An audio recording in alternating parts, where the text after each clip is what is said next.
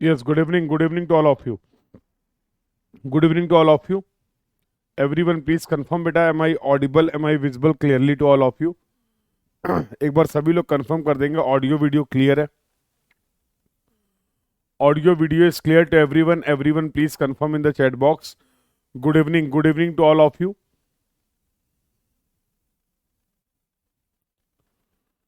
Please confirm बेटा, am I audible, am I visible clearly to all of you?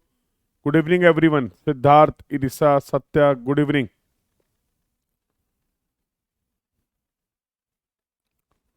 Audio video clear है. Very good. How are you all? कैसे हैं आप सभी लोग?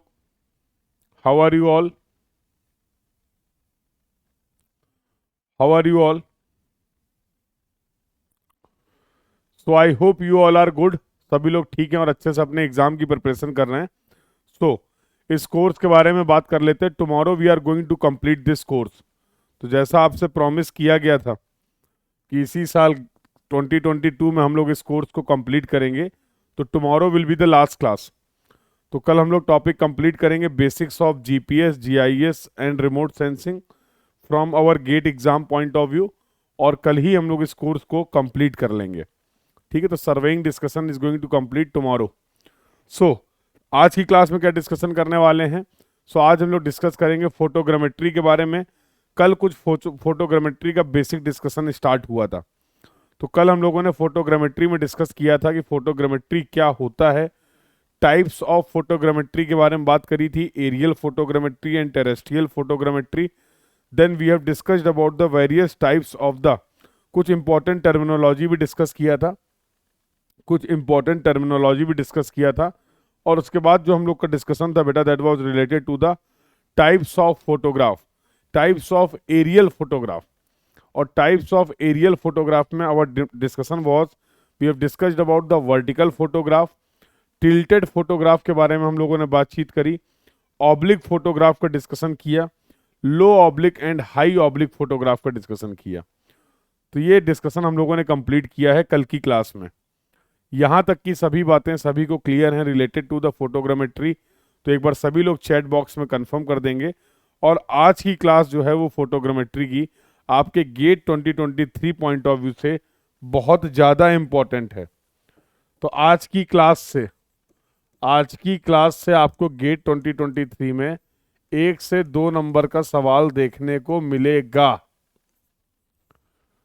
मिल सकता है नहीं बोल रहा हूं. आज की क्लास से, आज जो हम लोग डिस्कशन करने वाले हैं, इससे गेट 2023 में आपको 1 से 2 मार्क, 1 नंबर का या फिर 2 नंबर का सवाल देखने को मिलेगा. तो I hope the importance of this class is clear to everyone. Importance क्यों है? क्योंकि जितने भी टॉपिक्स हैं फोटोग्रामेट्री के, इम्पोर्टेंट टॉपिक है वो. आज हम सभी टॉपिक्स उनको आज हम लोग यहाँ पर कंप्लीट करने वाले हैं. That's why this class is very important. तो should we start our discussion को स्टार्ट किया जाए. ओके, तो अभी तक की सारी बातें क्लियर है. Now let's move further. So before starting the class, let me introduce myself for those who are new to this class, watching this class first time. So I am Kshitish Sachan. I have completed my MTech in structures, qualified GATE multiple time with good rank, and this is my best GATE rank, that is AIR 30. Subject जो मैं आप लोग के साथ discuss करूंगा वो होंगे transportation engineering और सर्वेइंग. ये 2 सब्जेक्ट हम लोग डिस्कस करने वाले हैं गेट और ESC exam point of view से. यह आपका चल रहा था क्रैश कोर्स. और क्रैश कोर्स की अगर बात करें तो इसकी क्लासेस चल रही थी मंडे टू फ्राइडे. टाइमिंग है 6:30 to 8:30 PM. Tomorrow is the last day. तो आज डेट क्या है भाई? कोई डेट बताएगा? आज 28 दिसंबर है आज. तो 29 December will be the last class. कल आपकी लास्ट क्लास है. तो tomorrow we are going to complete this course. ये क्रैश कोर्स हम लोग कंप्लीट करेंगे. और I hope those who have followed all the classes of this course, जितने भी टॉपिक हम लोगों ने कंप्लीट किए हैं उन सभी टॉपिक्स के क्वेश्चंस को आप इजीली अटेम्प्ट कर पा रहे होंगे. चाहे वो क्वेश्चन आपके गेट एग्जाम के हों, चाहे वो क्वेश्चन आपके ईएससी एग्जाम के हों. तो बहुत ही इफेक्टिवली यहाँ पर टॉपिक्स को कंप्लीट किया गया है. क्या लगता है तुम्हें?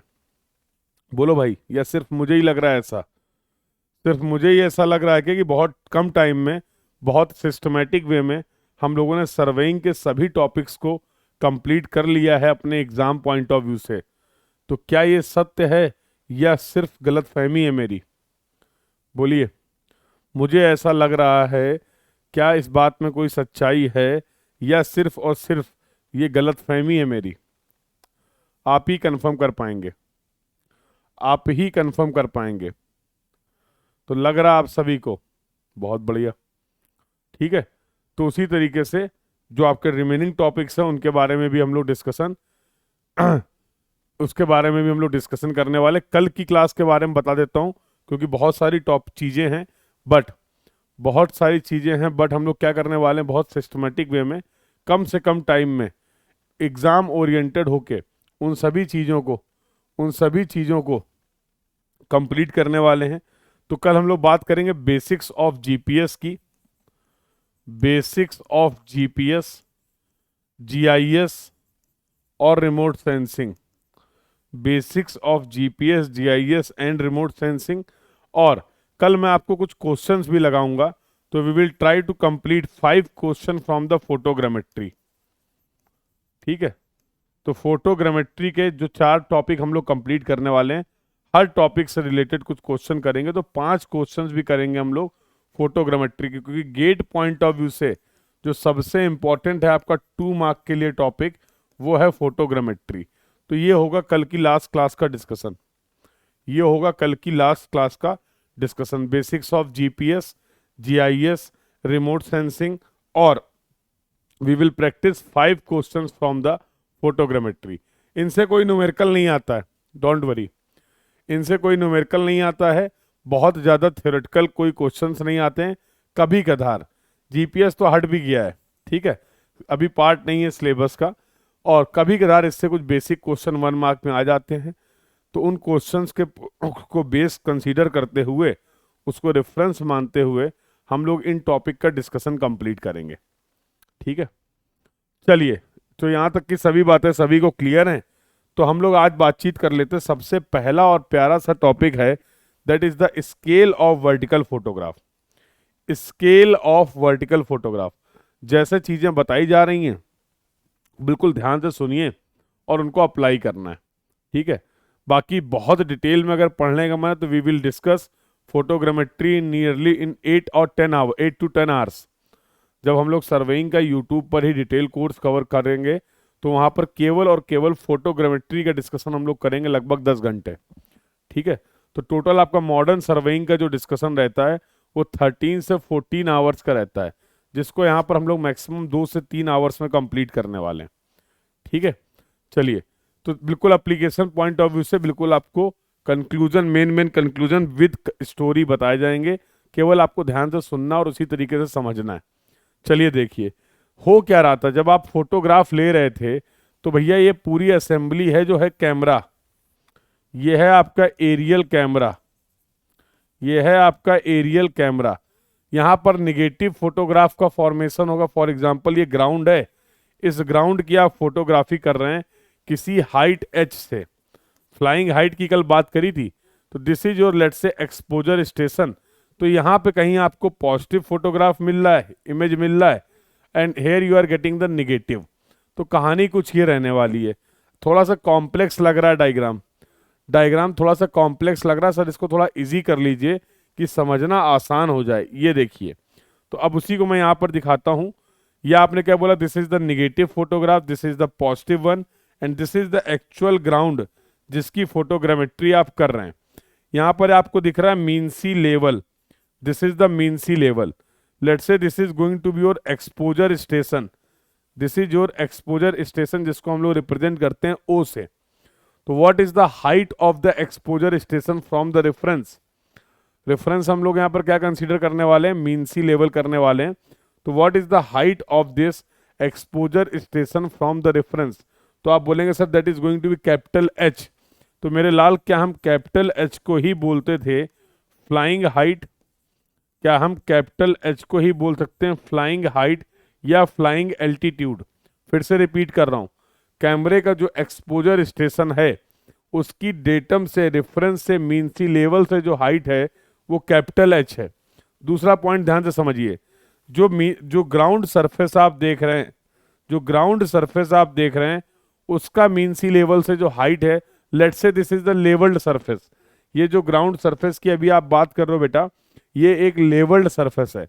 हमेशा हमारा ग्राउंड सरफेस लेवल हो, ऐसा भी प्रैक्टिकली पॉसिबल नहीं है। तो कल आपने बोला था सर हम 10 किलोमीटर बाई 10 किलोमीटर का एरिया ले रहे हैं, तो 10 किलोमीटर बाई 10 किलोमीटर का जो एरिया आप कंसीडर कर रहे हैं, जो ग्राउंड आप कंसीडर कर रहे हैं फोटोग्रामेट्री के लिए, तो क्या उसमें हमेशा प्रोफाइल आपको लेवल्ड मिलेगी? बोलो भाई, क्या हमेशा प्रोफाइल, हमेशा जो प्लेन होगा वो लेवल्ड सरफेस होगा? Answer is going to be no. It may be, but ज्यादा चांस किस बात के हैं कि वो लेवल नहीं होगा, अनइवन होगा। कहीं पे सरफेस पे पॉइंट का एलिवेशन ज्यादा होगा, कहीं पे सरफेस पे पॉइंट का एलिवेशन कम होगा, with mean sea level, with mean sea level, yes और नो? तो अभी हमने समझने के पॉइंट ऑफ व्यू से यहाँ पर जो ग्राउंड लिया है उसको लेवल सरफेस ले लिया है, लेवल्ड ग्राउंड ले लिया है। और अगर ऐसा बोलें तो ये जो ग्राउंड सरफेस आपको दिख रहा है ए बी, इसकी जो हाइट है from mean from mean sea level, उसको मैं रिप्रेजेंट कर रहा हूं स्मॉल एच से। सभी प्यारे बच्चे बता देंगे। तो भाई एक बार ये बताओ, जो ग्राउंड सरफेस आप बोल रहे हो ए बी, तो इस ग्राउंड सरफेस से एक्सपोजर तक की, स्टेशन तक की डिस्टेंस कितनी हो जाएगी? Capital H minus small H. This entire distance is capital H, this is small H, तो the remaining one is going to be the capital H minus small H. हो जाएगी? बस एक टर्मिनोलॉजी क्लियर है कि नहीं ये बता दो। अभी जो एजेंडा है वो इस टर्मिनोलॉजी को क्लियर करने का है। सिंपल जियोमेट्री लगनी और कुछ नहीं है। और इसके बारे में पहले भी हम लोग बातचीत कर चुके हैं, इसके बारे में पहले भी हम लोग बातचीत कर चुके हैं। मुझे बेटा एक बात बताओ, how we can define the scale of the map? How we can define the scale of any map? अरे मैप छोड़ो, स्केल को, ये तो बहुत पहले पढ़ा था हम लोगों ने। स्केल को कैसे डिफाइन कर सकते हैं? तो आप बोलते थे map distance upon ground distance, जो अब तक पढ़ा हम लोगों ने। स्केल को हम लोग डिफाइन करते थे map distance upon ground distance. तो उसी तरीके से भैया ये एक्चुअल ग्राउंड है, ये एक्चुअल ग्राउंड है, और ये इसी ग्राउंड की फोटोग्राफ आपको दिख रही है। ये कैपिटल ए है, ये कैपिटल बी है, and this is the small A and this is the small B. जैसे मैप में आप बोलते थे कि सर स्मॉल लेटर की हेल्प से हम मैप के पॉइंट को रिप्रेजेंट करते हैं, कैपिटल्स की हेल्प से हम ग्राउंड में उन्हीं पॉइंट्स को रिप्रेजेंट करते हैं। सेम कंसेप्ट पे जो कैपिटल लेटर मैं यहाँ पर यूज कर रहा हूँ, उससे मैं ग्राउंड के स्टेशंस को रिप्रेजेंट कर रहा हूँ, उसके करस्पॉन्डिंग जो स्मॉल अल्फाबेट्स ले रहा हूँ, उससे मैं रिप्रेजेंट कर रहा हूँ उन्हीं पॉइंट्स की पोजीशन ऑन द फोटोग्राफ। अब भैया फॉर एग्जांपल ये एक बोतल दिख रही है आपको, ढक्कन जिसका खुला हुआ है, चलो बंद कर देते हैं। ये बोतल है, आपने किसी हाइट से इसकी एक फोटोग्राफ ली है, आप लेके देखा है क्या? मोबाइल वोबाइल होगा, करके देख लेना। तो किस ग्राउंड में फ्लोर में 2 पॉइंट मार्क कर दो, ए और बी, किसी हाइट से फोटोग्राफ लो। फोटोग्राफ इतनी बड़ी मिल रही है तुम्हें, उसमें भी तो ए और बी होंगे। उन्हीं ए और बी को, फोटोग्राफ वाले पॉइंट्स को मैं स्मॉल लेटर से रिप्रेजेंट कर रहा हूं। I hope this point is also clear to everyone. बोलो हाँ या ना? तो बहुत सिंपल तरीके से बताया जा रहा है, और आई होप आप समझ भी पा रहे हैं। तो उसी तरीके से अगर मैं बात करूं स्केल ऑफ फोटोग्राफ की, तो क्या मैं बोल सकता हूं scale of photograph will be equal to the basic concept जो हम लोग यूज कर सकते हैं, वो होगा photo distance upon ground distance. बोलो बेटा, क्या ऐसा बोला जा सकता है कि it is going to be the photo distance upon ground distance? Can we say like this? तो भैया फोटोग्राफ में इन दोनों पॉइंट के बीच की डिस्टेंस है small A B, divide by actual ground में जो इनके बीच में डिस्टेंस है that is capital A B. तो क्या हम ऐसे स्केल ऑफ फोटोग्राफ डिफाइन कर सकते हैं? क्या इस कंसेप्ट की हेल्प से हम scale of vertical photograph define कर सकते हैं? और ऐसा तो मैंने कल ही आपको बता दिया था कि जो परफेक्ट वर्टिकल फोटोग्राफ होगी that is going to be the true orthographic projection of the feature.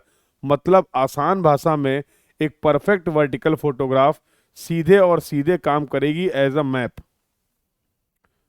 सीधे और सीधे आप उससे डेटा का इंटरप्रिटेशन कर सकते हैं। You can consider that photograph as a map. तो बेसिक तो ये था। अगेन आई एम रिपीटिंग, दो तीन टर्मिनोलॉजी मैंने बताई, कैपिटल एच, स्मॉल एच और capital H minus small H. Capital H क्या था? Height of the exposure station from the reference that is the mean sea level. Small H is the height of the ground, ground surface जो है from the mean sea level. और H minus H क्या था?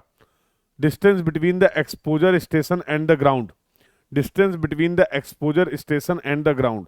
आई hope all these three terms are clear to everyone. कहीं कोई doubt, कहीं कोई तकलीफ, कहीं कोई समस्या पूछ लो, नहीं है तो use thumbs up sign so that we can proceed further. आगे बातचीत करते हैं, आगे बातचीत करते हैं। यहां पर बेटा तीन तरीके के स्केल हम लोग डिफाइन करेंगे। Scale for any point, scale for a point. अगला स्केल जो हम डिफाइन करेंगे वो होगा एवरेज स्केल। और मेरा दिल बोल रहा है, तुम्हें तो पता ही जब जब बोलता सही बोलता है, कि गेट 2023 में इससे सवाल आना चाहिए। गेट 2023 में इससे सवाल आना चाहिए। ठीक है भाई, तो देखना इस क्रैश कोर्स में कहाँ कहाँ दिल बोला है और कितने सवाल आपको देखने को मिलते हैं। तो पेपर दे लो, फिर टाइम मिले तो देखना, फिर मुझे भी बताना। ठीक है, मुझे तो देखो याद नहीं है, मैं सच बता रहा हूँ। हाँ, मुझे नहीं याद है, मेरा बस अचानक से सडन फीलिंग आती है अचानक से, और तुरंत बता देता हूँ मैं तुम्हें। कई जगह बोला है ना ऐसा मैंने। तो पेपर दे लो आराम से, फिर बताना कि इस क्रैश कोर्स में कहाँ कहाँ मैंने बोला है और कितना उससे आया है। ये आपकी जिम्मेदारी है। ठीक है, ना आए तो भी बताना, तो समझा देंगे इसको कि कुछ भी बोलते रहते हो। हाँ, अरे आएगा, आएगा, टेंशन मत लो। तो मैंने क्या बोला कि ये एवरेज स्केल जो है, यहां से एक सवाल बन सकता है। And third we will discuss about the datum scale. पहले सर जरा ये हमें समझा दीजिए, बाकी स्केल स्केल तो हमें निकालना आता है। स्केल स्केल में कोई दिक्कत नहीं है, ये स्केल होते क्या हैं बस ये बता दीजिए। Scale for a particular point, average scale की अगर बात कर ले और डेटम स्केल की बात कर लें। देखो ये स्केल जो आप डिफाइन कर रहे हैं, फॉर एग्जाम्पल किसी एक पर्टिकुलर पॉइंट के लिए जिसका एलिवेशन h है, ए पॉइंट का एलिवेशन भी तो स्मॉल h होगा। हाँ, वो अलग बात है कि हमारा जो ग्राउंड सरफेस है वो यूनिफॉर्म है, एक प्लेन है, लेवल्ड सरफेस है, लेवल्ड सरफेस है, जिसकी वजह से आप बोल रहे हैं कि सर इस पे ग्राउंड पे कोई भी पॉइंट आप कंसीडर कर लीजिए, उसका डेटम से, डिफरेंस से, मीन सी लेवल से जो हाइट होगा वो स्मॉल h ही होगा। तो ऐसी जगह के लिए ऐसी जो फोटोग्राफ आपको मिल रही है, क्या हम एक स्केल डिफाइन कर सकते हैं? बोलो। तो स्केल फॉर अ पॉइंट और प्लेन जिसमें सभी पॉइंट्स के एलिवेशन क्या हैं? सेम है। बिल्कुल करेंगे। एवरेज स्केल का कंसेप्ट क्या है? जरूरी थोड़ा है कि इस ग्राउंड में जितने भी पॉइंट हो उन सबका एलिवेशन सेम हो। फोटोग्राफ तो 2D होती है ना भाई, फोटोग्राफ तो 2D होगी ना। अब तुम्हारा ग्राउंड ऐसे ऐसे अनइवन है, एंडुलेटेड है, बट फोटोग्राफ में तो 2D होगा ना, तो ये अंडुलेशंस तो नहीं दिखेंगे, ये अंडुलेशंस तो नहीं दिखेंगे। यस और नो? और तीसरा, अब हम किसी पॉइंट या प्लेन के लिए स्केल डिफाइन नहीं कर रहे हैं। अब हम किसी पॉइंट के लिए या प्लेन के लिए स्केल डिफाइन नहीं कर रहे हैं। Now what we are doing for any particular photograph, we are defining the scale for the datum or the mean sea level. We are defining the scale for the datum or the mean sea level. तो मुझे नहीं लगता इन तीनों scale की अगर बात करें तो इसमें एक ही स्केल ऐसा है जो कि यूनिफॉर्म होगा, सेम होगा पूरी फोटोग्राफ के लिए। इस केस में तो यहां पर दो हो जाएंगे, इन जनरल अगर बात करें, प्रैक्टिकल बात करें, क्योंकि भैया पूरी फोटोग्राफ के लिए रेफरेंस तो सेम है ना, समझ रहे हो? तो ग्राउंड के जितने भी पॉइंट हैं उन सबका अगर हम प्रोजेक्शन रेफरेंस में ले लें तो एक स्केल हम डिफाइन कर रहे हैं जिसको बोलते हैं डेटम स्केल, और वो पूरी फोटोग्राफ के लिए वैलिड होगा, क्योंकि डेटम तो सबके लिए सेम ही होगा, डेटम तो सबके लिए सेम ही होगा।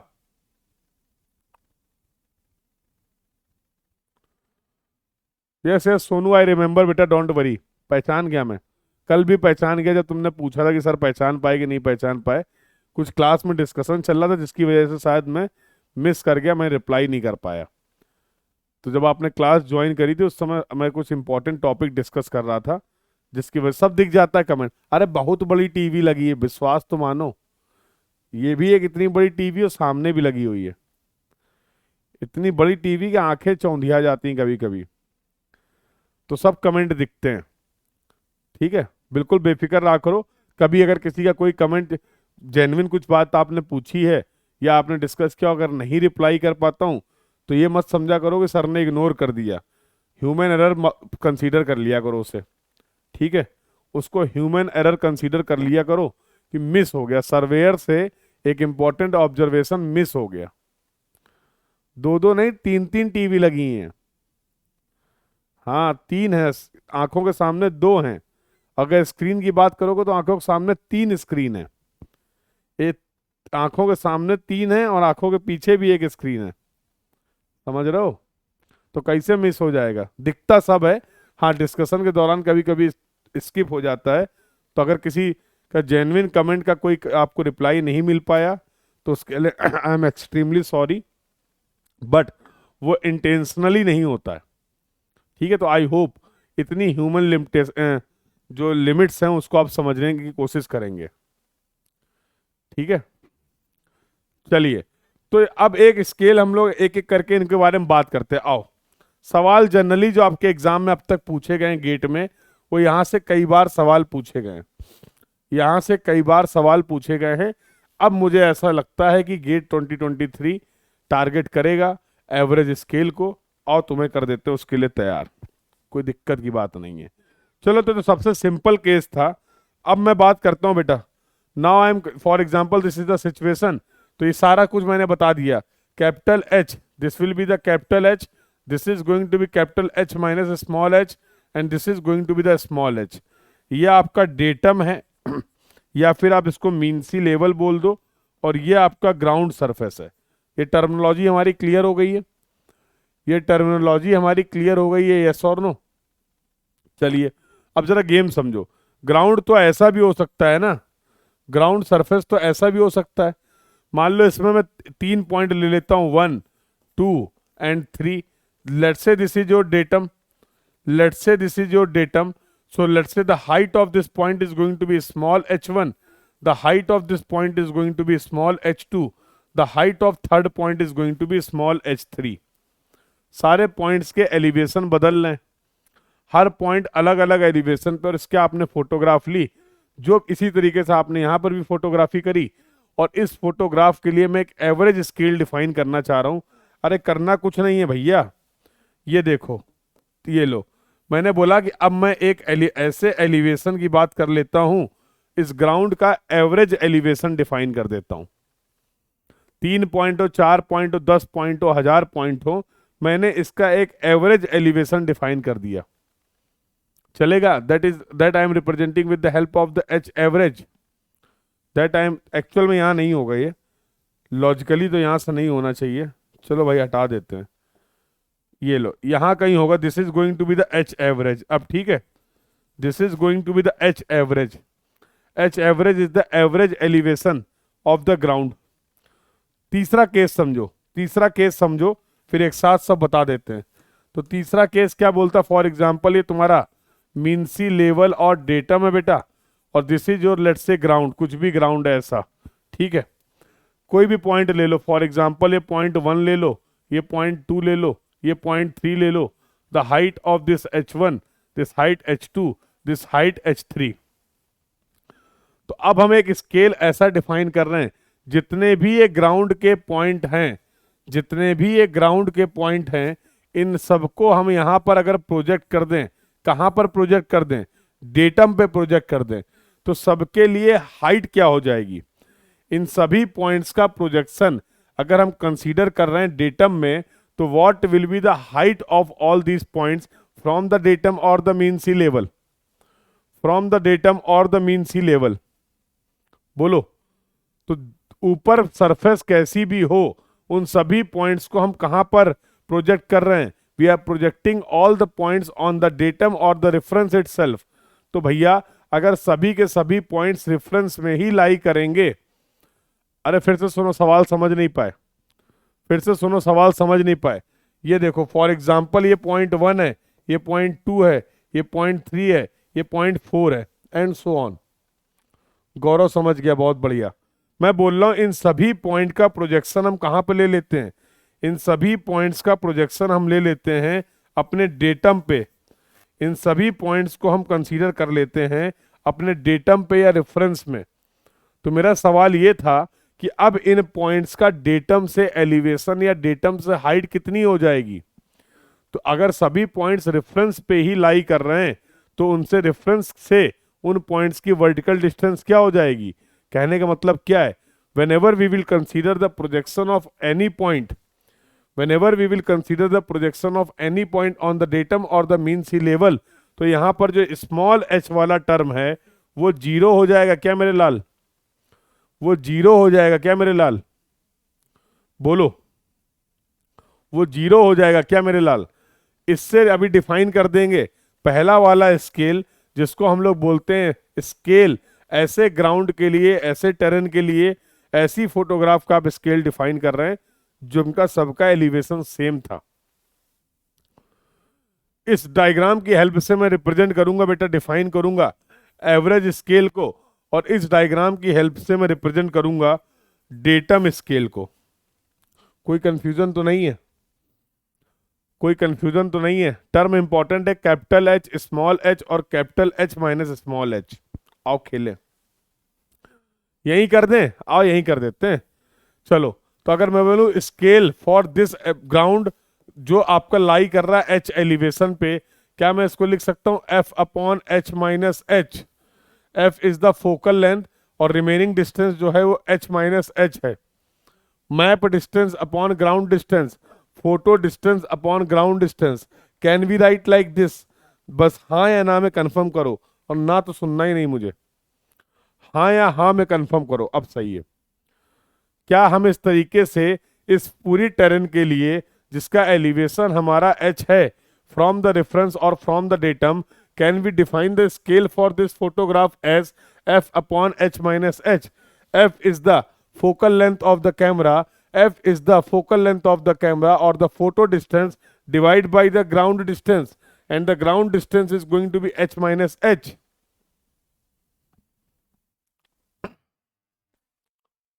अंग्रेजी बढ़िया बोल लेते हम, बताओ। इंग्लिश बैच शुरू करने जा रहे हैं, तुम लोग कहते हो सर आपको इंग्लिश नहीं आती है, हैं? अब इंग्लिश बैच स्टार्ट हो रहा है, सर्वेइंग ही पढ़ेंगे इंग्लिश में, हैं? पता नहीं क्यों बोलते तुम लोग ऐसा। सही है, चलो अगला, अगला अगला जो पॉइंट है बेटा, अगला पॉइंट है एवरेज स्केल का। इसका एलिवेशन h1 है, इसका एलिवेशन h2 है, इसका एलिवेशन h3 है। हमें मतलब ही नहीं है, हमें मतलब ही नहीं कि इसका एलिवेशन क्या है। हम कहेंगे हम तो एक एवरेज ग्राउंड, एवरेज एलिवेशन के लिए स्केल को डिफाइन करना चाह रहे हैं।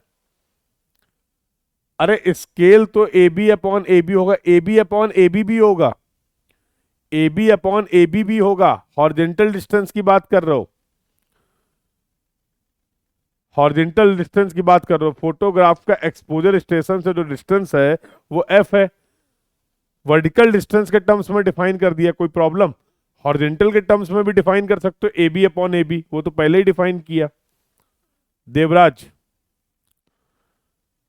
क्योंकि अब जो कैमरा हम यूज कर रहे हैं उसका एफ तो हमें पता होगा ना, उसका एफ तो हमें पता होगा ना। तो इन टर्म्स में हमने एक्सप्लेन कर दिया स्केल को।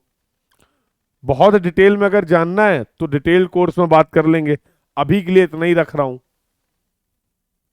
बट उसके लिए क्या थ्योरी रिक्वायर्ड थी वो सारी बता दी है। अरे सिंपल ट्रायंगल के कंसेप्ट से निकलता है, कुछ खास है नहीं।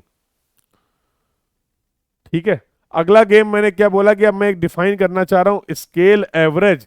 मैं लिख दूंगा F upon H minus H average, और ये एच एवरेज जो होगा वो h1 plus h2 plus h3 so on hn by क्या हो जाएगा ये n।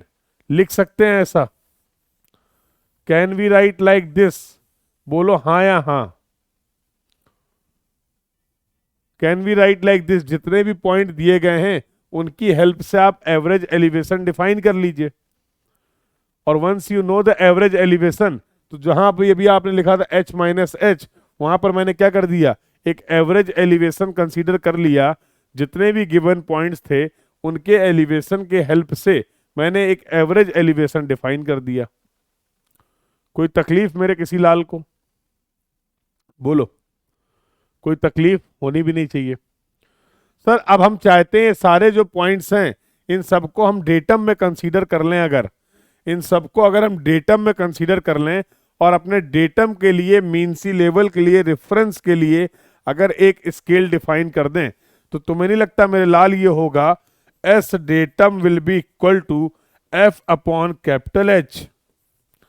S datum will be equal to F upon capital H, क्योंकि अब तो स्मॉल एच वाला टर्म तो जीरो हो गया ना। अब तो स्मॉल एच वाला टर्म तो जीरो हो गया ना। तो सर क्या सवाल में हमें focal length of the camera given होगी? अरे तुम सर्वे करने गए हो, एरियल फोटोग्रामेट्री कर रहे हो, तुम कौन सा कैमरा यूज कर रहे हो, उसकी स्पेसिफिकेशन क्या है, ये तो तुम्हें पता होंगी ना। जिस समय आप फोटोग्राफ क्लिक कर रहे हैं, जिस समय आप फोटोग्राफ क्लिक कर रहे हैं उस समय आपकी फ्लाइंग हाइट क्या है, कैपिटल एच, वो तो आपको पता होगी ना। और जिस पॉइंट के लिए आप स्केल डिफाइन करना चाह रहे हैं, जिस एलिवेशन के लिए आप स्केल डिफाइन करना चाह रहे हैं, वो तो आपको बताना ही पड़ेगा ना कि सर इस एलिवेशन के लिए स्केल क्या होगा। तो बहुत सिंपल सिंपल सवाल आते हैं, यहां से पूछ लेगा स्केल क्या है, एफ दे दिया, कैपिटल एच दे दिया, स्मॉल एच दे दिया, कुछ ज्यादा ही कठिन नहीं पूछ लिया। और हमेशा स्केल को हम रिप्रेजेंट करते हैं 1/n या फिर 1:n या फिर आरएफ के फॉर्म में, पता ही है आपको। तो यहां पर सब बातें होंगी आरएफ के फॉर्म में, यूनिट यूनिट नहीं रखेंगे। चाहे तो आप इंजीनियर्स फॉर्म में भी 1 centimetre is equal to 10 mm, 10 metre, ऐसे भी रिप्रेजेंट कर सकते हो। तो सारी स्केल की बातें जो पढ़ी थी हम लोगों ने वो एज इट इज वैलिड है। कभी कभी कहेगा एक वर्टिकल फोटोग्राफ लिए भाई जिसका स्केल है 1/500। अच्छा, कैमरा जो था उसकी फोकल लेंथ है 20 सेंटीमीटर, मान लो, चलो कुछ भी 20 mm दे दिया। फ्लाइंग हाइट है जो 2000 मीटर है, कहेगा उस पॉइंट का एलिवेशन क्या होगा, मतलब हद ही है। तो कुल मिला के जो 4 टर्म तुम्हें दिख रहे हैं इनमें से 3 तुम्हें पता होंगे, चौथा तुमसे पूछा जाएगा। बस इसके लिए मिलेंगे तुम्हें 2 नंबर। ठीक है, तो ये यहां से रिलेटेड सवाल आ चुके हैं गेट में। मुझे ऐसा लगता है कि गेट 2023 का ये टारगेट होना चाहिए। Now they will provide you the elevation of the different different points और they will ask about the average scale. अब वो तुमसे एवरेज पूछ लें, अब वो तुमसे डेटम पूछ लें, जो कुछ भी पूछ लेंगे, तुमने ये क्लास अटेंड करी, इसको समझा है, तो आंसर निकाल के आओगे और वो भी सही निकाल के आओगे। पहला टॉपिक यहां पर होता है समाप्त। The first and the very important topic of the photogrammetry is the scale of the vertical photograph is completed now. यहां तक के डिस्कशन में किसी को कोई डाउट है, कोई क्वेरी है, कोई दर्द है, कोई दुख है, तो बता दो।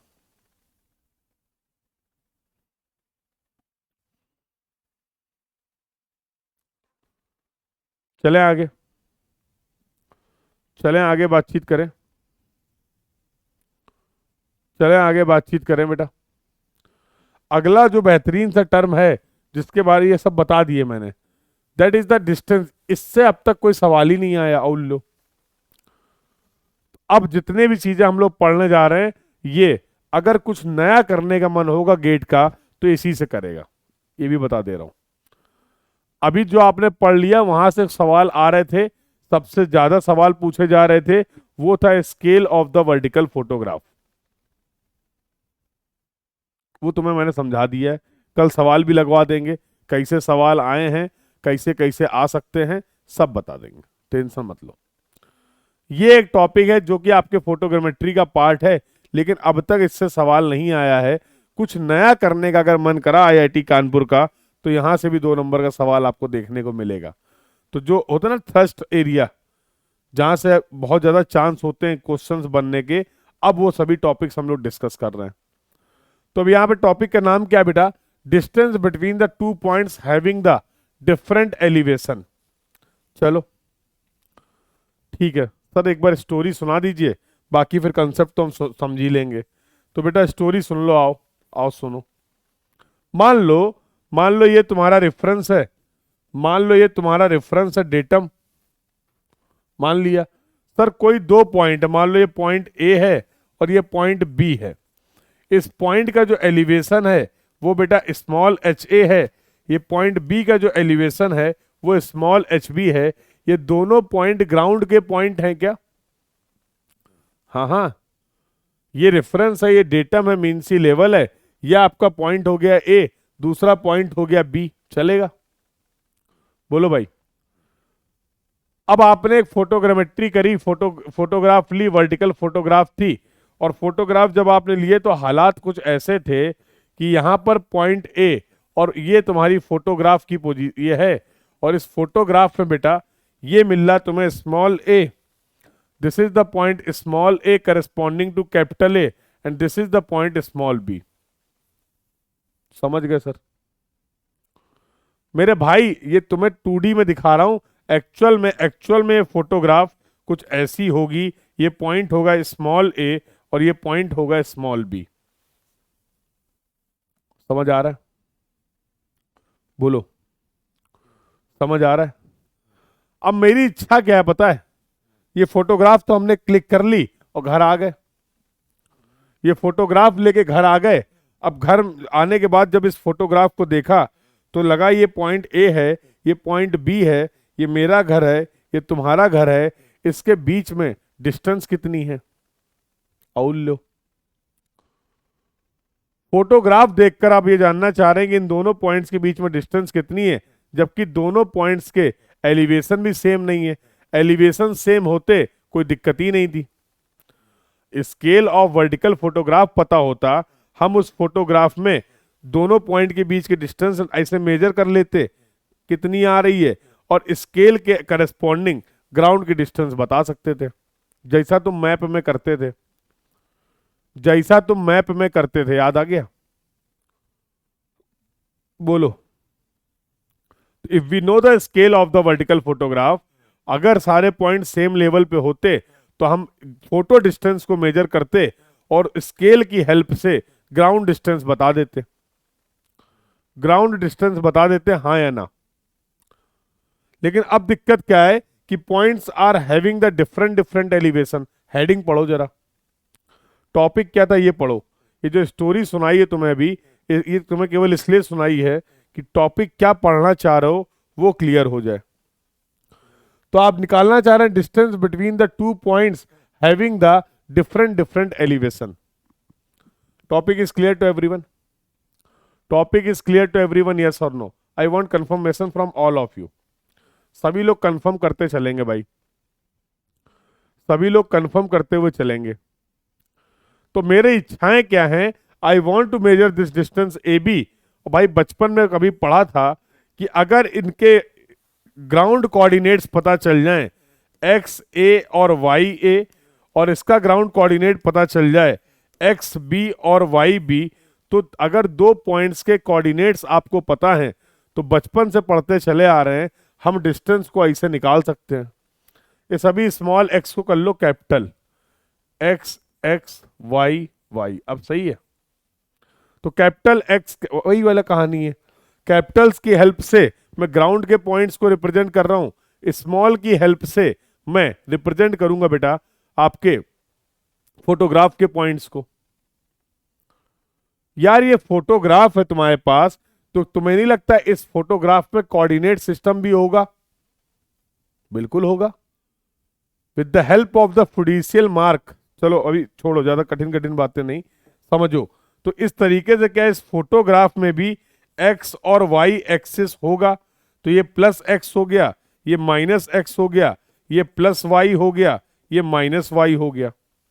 होगा या नहीं होगा? मुझे अब भैया ग्राउंड के कोऑर्डिनेट्स कैसे मेजर कर लें? दिक्कत तो यही है। ये capital X A, capital Y A, capital X B, capital Y B, ये मेजर करना हमारे बस में नहीं है। तो फिर वही ट्रायंगल खेलेंगे हम लोग। और ट्रायंगल ट्रायंगल खेल के आता क्या है वो बता दे रहे हैं तुम्हें। तो सुनो जरा ध्यान से, स्टोरी को कंटिन्यू करते हैं। ये जो स्मॉल ए और बी पॉइंट तुम्हें ये मिल रहे करस्पॉन्डिंग ऑन द फोटोग्राफ, क्या तुम इनके कोऑर्डिनेट्स स्मॉल एक्स ए और स्मॉल वाई ए और small X Y B X B और स्मॉल वाई बी, क्या ये चारों पॉइंट आपको मिल जाएंगे? कहां से मिल जाएंगे? With the help of the photograph. Photograph तो तुम्हारे पास है ना भाई, फोटोग्राफ तो तुम्हारे पास है ना।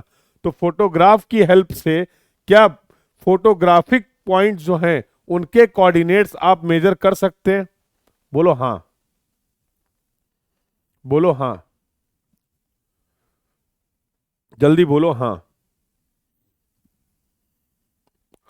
कर सकते हैं हाँ या ना? कर सकते हैं हाँ या ना? बोलो बेटा।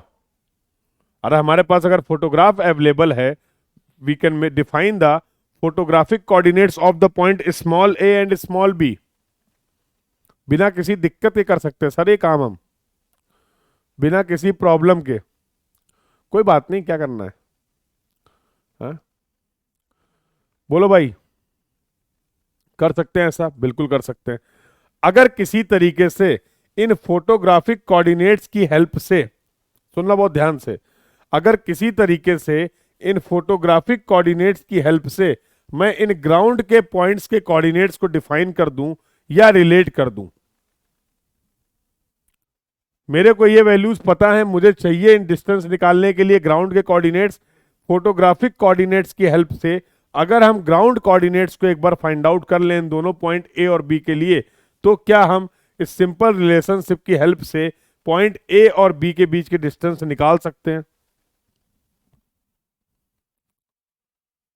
विच point I need to repeat, ये बता दो बस मुझे, कौन सा पॉइंट रिपीट करना बता दो, कर दूंगा बेटा।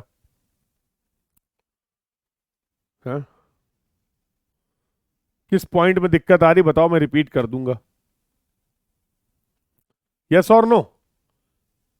अगर मुझे फोटोग्राफिक कोऑर्डिनेट्स पता है, अगर मुझे कोई एक ऐसा तरीका पता चल जाए जिसकी हेल्प से मैं फोटोग्राफिक कोऑर्डिनेट्स की हेल्प से अगर मैं ग्राउंड के कोऑर्डिनेट्स निकाल लूं, ग्राउंड के कोऑर्डिनेट्स निकाल, अब देखो अगर क्लास को तुमने टाइम पे ज्वाइन किया होगा अभिषेक, तो कोई समझने में दिक्कत नहीं होगी। अब अगर आपने लेट ज्वाइन किया होगा तो अब आपको यही नहीं समझ में आ रहा होगा कि इस वाले एक्स और इस वाले एक्स में क्या फर्क है। ये भी वाई ये लिखा हुआ है, ये भी वाई ये लिखा हुआ है, ये भी एक्स भी लिखा हुआ है, ये भी वाई भी लिखा हुआ है। कह रहे हो सर कि ये पता है और ये नहीं पता है, तो इसका सिर्फ ये रीजन है कि शायद आपने क्लास को लेट ज्वाइन किया है। तो थोड़ा सा पीछे से लेक्चर को देख लेना क्लास कंप्लीट होने के बाद। Can we say like this, yes और नो? बोलो बेटा। तो अभी तक मैंने तुम्हें इस पूरी स्टोरी से बताया कौन कौन से पैरामीटर्स हैं जो आपको पता हैं या जिनके बारे में आप पता कर सकते हो फोटोग्राफ की हेल्प से, और कौन कौन से ऐसे पैरामीटर्स हैं जिनकी हमें रिक्वायरमेंट है to find the distance A B. Simple geometry, ये रिलेशनशिप है कैपिटल एक्स ए और capital Y A, you can find like this. देखो capital H is the flying height, तुम्हें पता होगी या नहीं पता होगी? बोलो। Small H A is the height of the elevation of the point A, ground में जो पॉइंट ए है उसका elevation. F is the focal length, small X A is the photographic coordinate of the point A, small X A is the photographic coordinate of the point A. Similarly sir अगर मेरी इच्छाएं हैं मैं capital Y A coordinate define करूं, तो this is going to be H minus H A upon F into small Y A. तो photographic coordinates की help से क्या आप ग्राउंड कोऑर्डिनेट्स को निकाल पा रहे हैं? फोटो ऐसा नहीं ग्राउंड में जाके कोऑर्डिनेट मेजर कर रहे हैं, नहीं, तो रिलेट कर देते हैं इसको हम लोग with the help of the similar triangle concept, इसको रिलेट कर देते हैं। जिन रिजल्ट्स को मैं अभी बता रहा हूं उसके पीछे की स्टोरी क्या थी वो मैंने आपको समझा दी है। क्लियर है बेटा? सिमिलरली क्या यही कहानी हम पॉइंट बी के लिए लगा सकते हैं?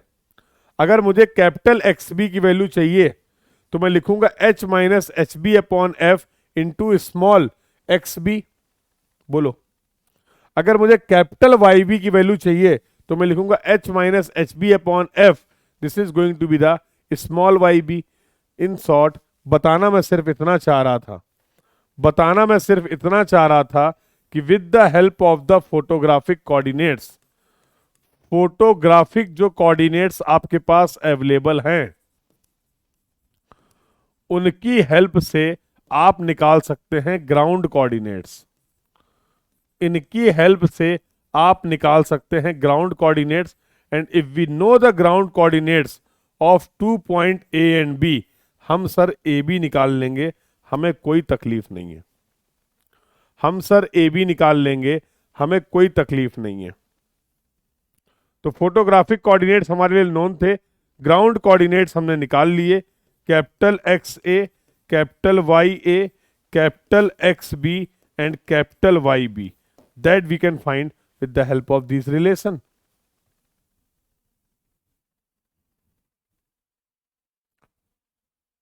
बोलो हाँ या ना, बोलो हाँ या ना, बोलो हाँ या ना, बोलो हाँ या ना। और भैया जब ये चारों कोऑर्डिनेट्स पता चल गए, खेल जाओ। सर सवाल कैसा आएगा इससे? सर अगर सवाल आया तो कैसा सवाल आएगा? तो सवाल में बताया जाएगा एफ क्या है, small F focal length of the camera. सवाल में बताया जाएगा आपको कि फ्लाइंग हाइट क्या थी। सवाल में आपको बताया जाएगा कि पॉइंट ए और पॉइंट बी का एलिवेशन क्या था। स्मॉल एच ए और स्मॉल एच बी की वैल्यू क्या थी।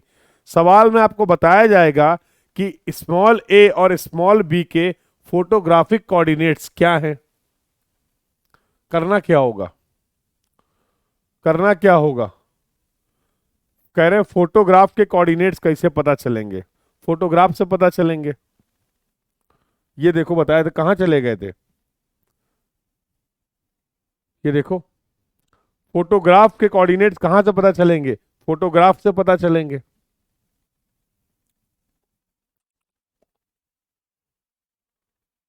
तो एक्चुअल में जो फोटोग्राफ होती है उसमें बेटा इस तरीके की मार्किंग होती है। ये जो फोटोग्राफ होगी उसमें इस तरीके की मार्किंग होती है जिनको बोलते हैं फिड्यूशियल मार्क्स। इसकी हेल्प से आपको इनके इनके एक्सिस पता होती हैं। X X axis, Y Y axis के बारे में आपको जानकारी होगी। जहां पर भी पॉइंट हैं उनका एक्स और वाई, तो ये एक्स मेजर कर लो और ये वाई मेजर कर लो। तो फॉर एग्जांपल अगर ये पॉइंट ए है तो जो एक्स ए होगा वो चलो अगली स्लाइड में बता ही देते हैं। ठीक है बेटा, क्लास को प्लीज टाइम पे ज्वाइन किया करिए ताकि इस तरीके की तकलीफ ना हो। ठीक है, बाकी तो मैं बता तो दूंगा ही, मुझे कोई दिक्कत नहीं। ये देखो, तो मान लो ये प्लस वाई है, ये माइनस वाई है। मान लो ये प्लस एक्स है और ये माइनस एक्स है। अब बस ये मत पूछना कि प्लस और माइनस कैसे हो गया, नहीं तो मैं रोने लगूंगा फिर क्लास में, और लाइव क्लास में रो जाऊंगा तो अच्छा नहीं लगेगा यार। हाँ, तो अब ये मत पूछना कि सर ये एक्सिस कैसे आ गई, इतनी उम्मीद कर लें। ठीक है, मान लो ये पॉइंट स्मॉल ए है और ये पॉइंट स्मॉल बी है, इनके कोऑर्डिनेट्स आप डिफाइन करना चाह रहे हैं। So this is going to be the, अब इसके लिए मेजर करो। तो अगर मैं बात करूं, या आपने एक्स ले रखा पिंक कलर से, तो this is going to be the minus X A. बोलो हाँ, this is going to be the minus X A. अगर वाई कोऑर्डिनेट्स की बात करें तो for this point this is going to be the minus Y A. तो इस ए point के कोऑर्डिनेट्स क्या हो जाएंगे? तो हो जाएगा माइनस एक्स ए और माइनस वाई ए हो जाएंगे। बोलो, बोलो भाई जिसका भी डाउट था। सर बी पॉइंट के लिए कैसे बात करें? तो लो बी पॉइंट के लिए बात कर लेते हैं। ये होने वाला तुम्हारा प्लस एक्स बी और वाई भी प्लस है, तो ये हो जाएगा तुम्हारा प्लस वाई बी। ये हो जाएगा तुम्हारा प्लस वाई बी। ये लो, तो बी पॉइंट के कोऑर्डिनेट्स क्या आ जाएंगे? प्लस एक्स बी और प्लस वाई बी। मिल गए फोटोग्राफिक कोऑर्डिनेट्स, मिल गए फोटोग्राफिक कोऑर्डिनेट्स, मिल गए फोटोग्राफिक कोऑर्डिनेट्स, हाँ या ना? मिल गए फोटोग्राफिक कोऑर्डिनेट्स, हाँ या ना? तो इन फोटोग्राफिक कोऑर्डिनेट्स की हेल्प से हम ग्राउंड कोऑर्डिनेट्स को फाइंड आउट कर सकते हैं, और ग्राउंड कोऑर्डिनेट्स को फाइंड आउट करने के बाद with the help of this relation we can find out the distance between the two points. और वो दोनों पॉइंट्स जब अलग अलग एलिवेशन में थे, वो दोनों पॉइंट जब अलग अलग एलिवेशन पे थे, उनके बीच की डिस्टेंस को हम बता सकते हैं, और वही डिस्टेंस आपसे पूछी जाएगी, वही डिस्टेंस आपसे पूछी जाएगी। तो यहां पर हम लोगों ने कंप्लीट कर लिया है फोटोग्रामेट्री का दूसरा topic, that was the photogrammetry का दूसरा important topic, that was the how to define the distance between the two points when the points are having the different elevation. Let's move to the next point. अगला जो important topic हम लोग पढ़ने जा रहे हैं फोटोग्रामेट्री से बेटा, वो है रिलीफ डिस्प्लेसमेंट। तो पहले सुनाएंगे स्टोरी, फिर आएंगे एप्लीकेशन में। तो these are the topic that we will cover. तो पहले बात कर लेते हैं रिलीफ डिस्प्लेसमेंट होता क्या है। काफी अच्छी इंग्लिश में यहाँ पर लिखा हुआ है, तुम लोग पढ़ लोगे और समझ भी लोगे। जो मुझे समझाना मैं वो बता दूं, बोलो। तो from notes point of view, notes के पॉइंट ऑफ व्यू से, रिवीजन पॉइंट ऑफ व्यू से, all the detail I have already mentioned, now I am explaining the thing. तो सुनो ध्यान से। क्या है, मान लो कोई एक ग्राउंड है। मान लो यार, इतना तो मान ही लोगे ना, बोलो बोलो। मान लो ये तुम्हारा कोई एक ग्राउंड सरफेस है, और ग्राउंड सरफेस में एक बना हुआ था टावर। लो, ये टावर बना हुआ था, जरा ध्यान से समझना। अब टावर की अगर बात करें तो ये टॉप पॉइंट है, ये बॉटम पॉइंट है, ये टॉप पॉइंट है और ये बॉटम पॉइंट है। इसकी जो हाइट है, इसकी जो हाइट है वो मान लो स्मॉल h है। बिल्कुल मान सकते हैं, बिल्कुल मान सकते हैं। आपने आपने जब फोटोग्राफ क्लिक की है तो मान लो this was the position of your exposure station, ये आपका एक्सपोजर स्टेशन था, and you have captured a photograph, let's say something like this. ये आपने फोटोग्राफ कैप्चर करी। तो इस फोटोग्राफ में बेटा जो आपको यहां पर फोटोग्राफ मिलेगी, उसमें तुम्हें इस टावर के लिए एक पॉइंट दिखेगा जिसको तुम बोल सकते हो स्मॉल टी। कैपिटल टी के करस्पॉन्डिंग जो तुम्हें फोटोग्राफ में पॉइंट मिलेगा वो होगा स्मॉल टी। बोलो, होगा कि नहीं होगा? लेकिन अगर इसी फोटोग्राफ में, सुनना जरा ध्यान से, लेकिन अगर इसी फोटोग्राफ में इस टावर के बॉटम की हम बात करें, इस टावर के बॉटम की हम बात करें, तो मेरे लाल यकीन मानो इस बात का, यकीन मानो मेरी इस बात का कि इस टावर का जो बॉटम होगा वो तुम्हें दिखेगा यहां कहीं, वो तुम्हें दिखेगा यहां कहीं। So this is going to be the small b. तुम्हें नहीं लगता खेल हो गया? तुम्हें नहीं लगता खेल हो गया? तुम्हें नहीं लगता खेल हो गया? एक्चुअल में टी और बी तो एक ही पॉइंट होने चाहिए था ना फोटोग्राफ में। बोलो, ये एक्चुअल में टी और बी तो एक ही पॉइंट होने चाहिए था ना फोटोग्राफ में। टी तुम्हें यहां पर मिल रहा है, बी यहां पर मिल रहा है। तुम्हें नहीं लगता किसी एच ऑब्जेक्ट की हाइट की जब हमने फोटोग्राफ ली, किसी एच ऑब्जेक्ट के हाइट की जब हमने फोटोग्राफ ली, सर्वे का अभ्यास करा चुके हैं, सर्वे का अभ्यास करा चुके हैं, सर्वे का अभ्यास करा चुके हैं, सर्वे का अभ्यास करा चुके हैं, ठीक है? तो मैं नहीं लगता है कि किसी अगर एच हाइट के ऑब्जेक्ट की मैं फोटोग्राफ ले रहा हूं, अरे भैया परफेक्ट, अगर ये एक्सपोजर स्टेशन, चलो एक दूसरा केस भी ले लो, एक दूसरा केस ले लो, ये वही वाला प्यारा सा टावर है, ये वही वाला प्यारा सा टावर है, टी है, बी है। यहां कहीं अगर एक्सपोजर स्टेशन होता, यहां कहीं अगर एक्सपोजर स्टेशन होता, तो जो तुम्हें फोटोग्राफ मिलती वहां पर यहीं पे टी होता और यहीं पे बी होता। यस और नो? यस और नो? बोलो। गेम तो यही था ना, बट यहां पर हम क्या देख पा रहे हैं? If the exposure station is somewhere not coinciding with the tower line, object line, तो आपको देखने को मिल रहा है कि h हाइट के एक ऑब्जेक्ट के टॉप और बॉटम, बॉटम और टॉप इनकी पोजीशन में थोड़ा सा डिस्प्लेसमेंट हो गया है। वर्टिकल की बात कर रहे हैं, टिल्टेड की बात हो ही नहीं रही है। कहां पर मैंने इसको टिल्टेड नहीं दिखाया बेटा। तो let's say this is going to be the camera axis, यह आपकी कैमरा एक्सिस है और यही आपकी वर्टिकल एक्सिस है। This is the camera axis and the vertical axis. अरे किसी एक पर्टिकुलर पॉइंट की फोटोग्राफ थोड़ा ले रहे हैं, और भी तो डिटेल है, और भी तो डिटेल है, तभी तो स्केल निकालना डिफिकल्ट था। Are you getting this point? तो तुम्हें नहीं लगता ये टॉप और बॉटम की पोजीशन में, टॉप और बॉटम की पोजीशन में कुछ डिस्प्लेसमेंट हो गया है? बॉटम में हमारा, टॉप में, इन दोनों के बीच में कुछ आपको डिस्टेंस दिख रही फोटोग्राफ में, बस इसी प्यारी सी डिस्टेंस को हम बोलते हैं रिलीफ डिस्प्लेसमेंट। इसी प्यारी सी डिस्टेंस को बेटा हम लोग बोलते हैं रिलीफ डिस्प्लेसमेंट। मन है तो रिप्रेजेंट कर दो स्मॉल डी से, I don't have any problem. किसी ऑब्जेक्ट के टॉप और बॉटम की पोजीशन पे फोटोग्राफ में जो डिस्टेंस मिल रही है, क्या उसको मैं रिलीफ डिस्प्लेसमेंट बोल सकता हूं? क्या इसको मैं रिलीफ डिस्प्लेसमेंट बोल सकता हूं?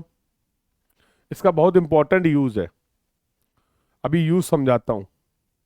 ये तो सर आपने एक व्यू दिखाया फोटोग्राफ का, हम थोड़ा और गहराई से देखना चाह रहे हैं। देखो, लो देखो, तो इसी फोटोग्राफ को अगर देखें, विजुलाइज करने की कोशिश करें, तो एक्चुअल में तो ये फोटोग्राफ कुछ ऐसी होगी, एक्चुअल में तो कोई फोटोग्राफ कुछ ऐसी होगी। तो this is going to be plus x, this is going to be minus x, this is going to be plus y and this is going to be minus y. बोलो yes और no. मान लो ये वाला जो top point b, b point यहां पे मिल रहा है तुम्हें, this is the point b and this is the point t, same चीज दिखा रहा हूं। तो तुम्हें नहीं लगता अभी अभी तुमने जो डिस्टेंस डिफाइन की है, ये डिस्टेंस थी रिलीफ डिस्प्लेसमेंट स्मॉल डी? बोलो, इतनी बातें समझ गए हो तो फिर आगे बात करें। इतनी बातें अगर समझ गए हो तो फिर आगे बातचीत करी जाए। इतनी चीजों को अगर आपने विजुलाइज कर लिया है तो फिर आगे बातचीत करी जाए। बोलिए, क्या होता है रिलीफ डिस्प्लेसमेंट? ये बात सभी को समझ में आ गई? क्या होता है रिलीफ डिस्प्लेसमेंट? ये बात सभी को समझ में आ गई? Please confirm in the chat box, please confirm in the chat box. Clear है? बहुत बढ़िया भैया। अगर ये एक्स और वाई है, तुम्हें अगर कोई दिक्कत ना हो, इसको ओरिजिन कंसीडर कर लें इस फोटोग्राफ का। एक्चुअल में इसको बोलते हैं फोटोग्राफिक प्रिंसिपल पॉइंट। ये जो पॉइंट आपको दिख रहा है बेटा, इसको बोलते हैं photographic, photographic principal point, photographic principal point. और इसको रिप्रेजेंट करते हैं स्मॉल के से। इसी फोटोग्राफिक प्रिंसिपल पॉइंट के करस्पॉन्डिंग, इसी फोटोग्राफिक प्रिंसिपल पॉइंट के करस्पॉन्डिंग तो ग्राउंड में भी एक पॉइंट मिलेगा ना आपको, इसको बोलते हैं ग्राउंड प्रिंसिपल पॉइंट। इसको रिप्रेजेंट करते हैं कैपिटल के से। कुछ और टर्मिनोलॉजी है जो इंट्रोड्यूस कर दे रहा हूं। तो this is your ground principal point, this is your ground principal point, और इसका रिप्रेजेंटेशन हम करते हैं कैपिटल के से। तुम्हें नहीं लगता है कि इस फोटोग्राफ की हेल्प से, इस फोटोग्राफ की हेल्प से बेटा मैं इस प्रिंसिपल पॉइंट स्मॉल के से टी और बी की रेडियल डिस्टेंस को मेजर कर सकता हूं ऑन द फोटोग्राफ? तो can I measure this radial distance that is going to be small के T and that is going to be small K B? क्या ये फोटोग्राफ की हेल्प से इन डिस्टेंस का मेजरमेंट हम कर सकते हैं? These are the radial distances.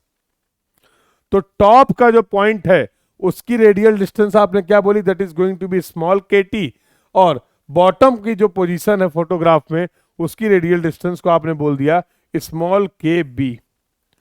बोल सकते हैं कि नहीं? टर्मिनोलॉजी समझते जाओ बस, टर्मिनोलॉजी समझते जाओ बस, सारा एप्लीकेशन भी बता देंगे, टेंशन मत लो। तो फोटोग्राफिक प्रिंसिपल पॉइंट से जो ऑब्जेक्ट का टॉप पॉइंट था, उसकी फोटोग्राफिक पॉइंट फोटोग्राफ में जो रेडियल डिस्टेंस मिल रही है वो है स्मॉल के स्मॉल टी, और बॉटम का जो पॉइंट था उसकी रेडियल डिस्टेंस मिल रही है स्मॉल के और स्मॉल बी। अगर मुझे यहां पर रिलीफ डिस्प्लेसमेंट को डिफाइन करना है, अगर मुझे यहां पर रिलीफ डिस्प्लेसमेंट को डिफाइन करना है, मेरे लाल मानो या ना मानो, मैं बिना किसी टेंशन के लिख सकता हूं दैट, नहीं नीचे लिख दें, चलो यहीं लिख देते हैं। तो मैं लिख सकता हूं रिलीफ डिस्प्लेसमेंट, जिसको मैंने रिप्रेजेंट किया था स्मॉल डी से, वो सर कुछ और नहीं होगा स्मॉल के इंटू टी माइनस स्मॉल के इंटू बी। ये होगा रेडियल डिस्टेंस। बोलो, ये होगा रेडियल डिस्टेंस, ये होगा relief displacement.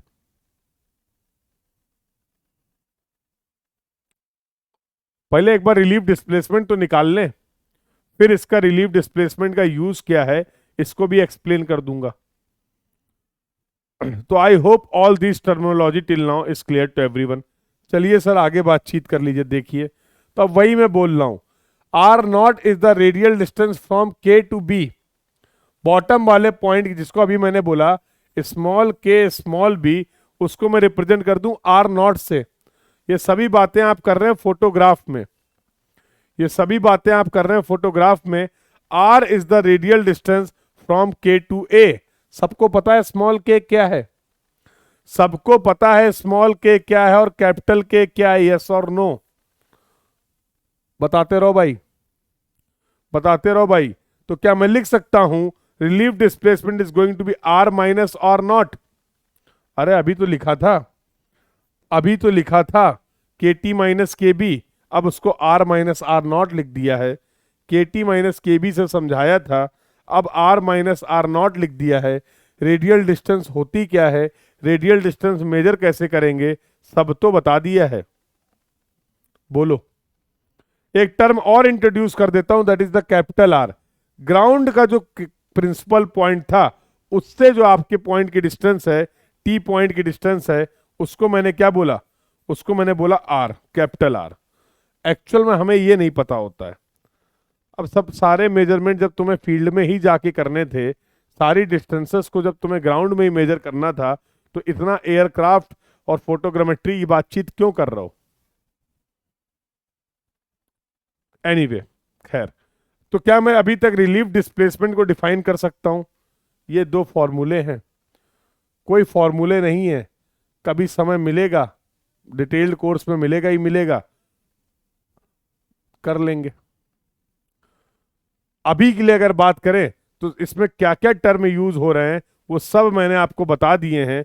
How we can relate this, how we can relate this distances with the relief displacement, ये हम कर सकते हैं। सर बीटी को डायरेक्ट मेजर करके करने से भी तो सेम डिस्टेंस मिलेगा। हाँ बिल्कुल मिलेगा, बिल्कुल मिलेगा, सही बात है। आप फोटोग्राफ में बीटी डिस्टेंस मेजर कर लीजिए, टॉप और बॉटम वाले जो पॉइंट हैं उनके बीच में रेडियल डिस्टेंस कितनी है ये मेजर कर लीजिए, रिलीफ डिस्प्लेसमेंट मिल जाएगा। सर आप मेरे मेंटर बनिए। अरे हैं तो मेंटर, और कैसे, और कैसे बता तो ना। हाँ क्यों भाई?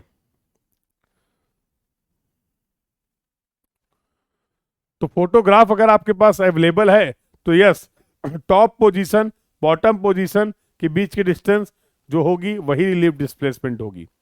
अब इतने जो टर्म इंट्रोड्यूस किए हैं उनको केवल रिलेट कर दिया है, अभी बता रहा हूं क्यों किया है। पहले टर्म समझ लो, D is the relief displacement, किसी मेरे लाल को कोई दिक्कत? D is the relief displacement. Capital H is the flying height, कोई दिक्कत नहीं है। Small H is the height of the object, small h is the height of the object, r is the radial distance of the top point in the photograph from the principal point of the photograph, r naught is the radial distance of the bottom point of the object from the principal point of the photograph on the photograph, सब बता दिया भाई। यकीन मानो जितना पढ़ के आए तो उससे ज्यादा बता दिया है। पता नहीं कैसे समझ में आ रहा है कि नहीं, बस ये बता दो समझ में आ रहा है कि नहीं, ये बता दो। बेटा इन रिलेशनशिप से फायदा पता क्या होता है? तुम्हारे पास है फोटोग्राफ, अब प्रैक्टिकल समझो। तुम्हारे पास है फोटोग्राफ है, तुमने उस फोटोग्राफ में रिलीफ डिस्प्लेसमेंट मेजर कर लिया, तुमने उस फोटोग्राफ में रिलीफ डिस्प्लेसमेंट मेजर कर लिया, तुम कितनी ऊंचाई पे उड़ रहे थे फोटोग्राफ को लेते समय ये तुम्हें पता है। उसी फोटोग्राफ में टॉप पॉइंट की जो रेडियल डिस्टेंस है वो भी तुमने मेजर कर ली। तुम्हें नहीं लगता है इस फॉर्मूले की हेल्प से हम बिना ग्राउंड में जाए उस ऑब्जेक्ट की हाइट को बता सकते हैं? खेल खत्म। अगर मुझे रिलीफ डिस्प्लेसमेंट पता है, अगर मुझे रेडियल डिस्टेंस पता है कितनी है टॉप और बॉटम पॉइंट के बीच में, अगर मुझे पता है फ्लाइंग एल्टीट्यूड फ्लाइंग हाइट क्या था, अगर मुझे पता है कि radial distance of the top point या फिर radial distance of the bottom point कितनी है from the photographic coordinates, from the photographic principal point, तुम्हें नहीं लगता है इन प्यारे प्यारे रिलेशनशिप की हेल्प से मैं एच निकाल सकता हूं? And that is nothing but height of object. ये आपके ऑब्जेक्ट की हाइट है।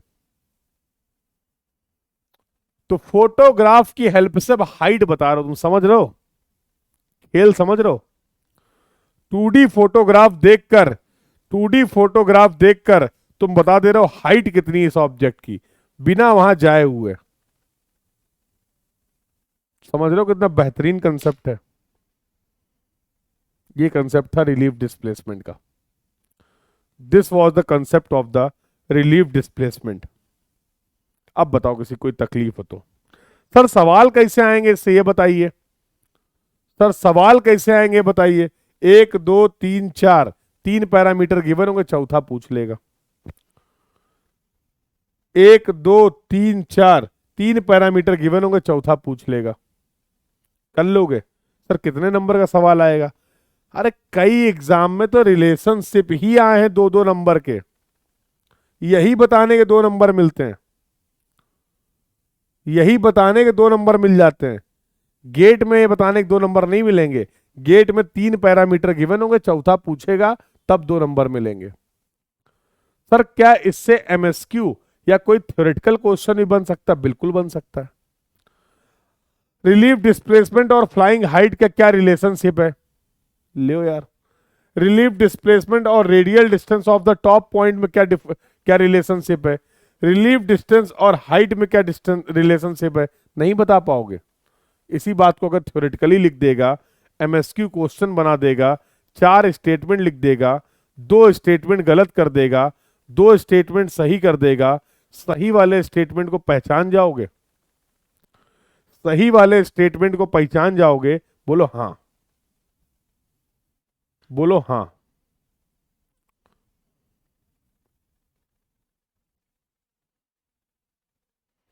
कोई बड़ी बात नहीं, जैसा बता रहे हैं ऐसे ही सवाल मिले। याद आएगी तुम्हें पेपर वाले दिन मेरे इस क्लास की, इस क्लास की छोड़ो, इस पूरे कोर्स की, ये गारंटी है। अगर तुमने यहां से कंसेप्ट को सबको रिवाइज करते रहे अपने एग्जाम तक, पूरे में पूरे नंबर आएंगे सर्वेइंग में। और अगर तुमने बीच में रिवीजन नहीं किया, प्रैक्टिस नहीं किया, तो सिर्फ यादें रह जाएंगी। बहुत भयंकर वाली याद आएगी तुम्हें कि सर ने सब बताया था और हमने सब सुना भी था, सब समझा भी था, बट रिवीजन नहीं किया। और अब पंखा कितनी तेजी से चल रहा है, एग्जाम हॉल में बैठ के ये देखना पड़ रहा है। कितने एसी लगे हुए हैं, कितने चल रहे हैं, कितने बंद हैं, ये देखना पड़ रहा है। क्योंकि एग्जैक्ट क्या अप्लाई करना था ये याद नहीं आ रहा है। यादें धुंधली नहीं होनी चाहिए, ठीक है? तो इसके लिए बीच में कंटिन्यूअसली रिपीटिवली रिवीजन करते रहिए अपने एग्जाम तक। हाँ, यकीन मानो ऐसा ही होगा।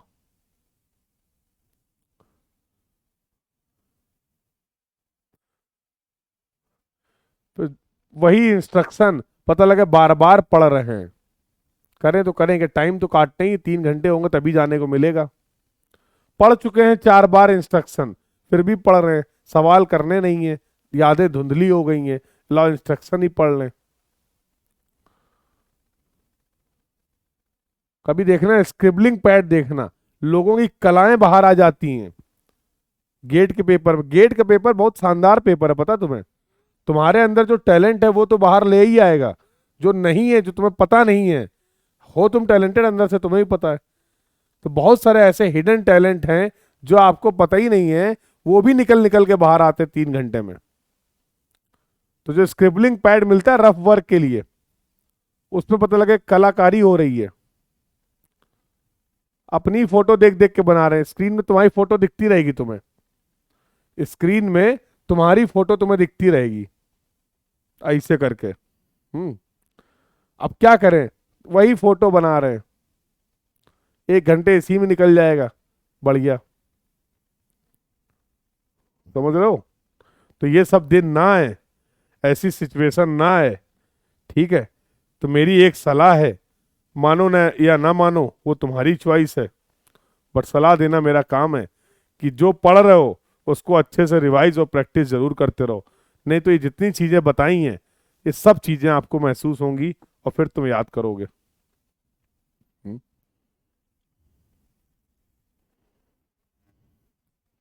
समझ रहे हो?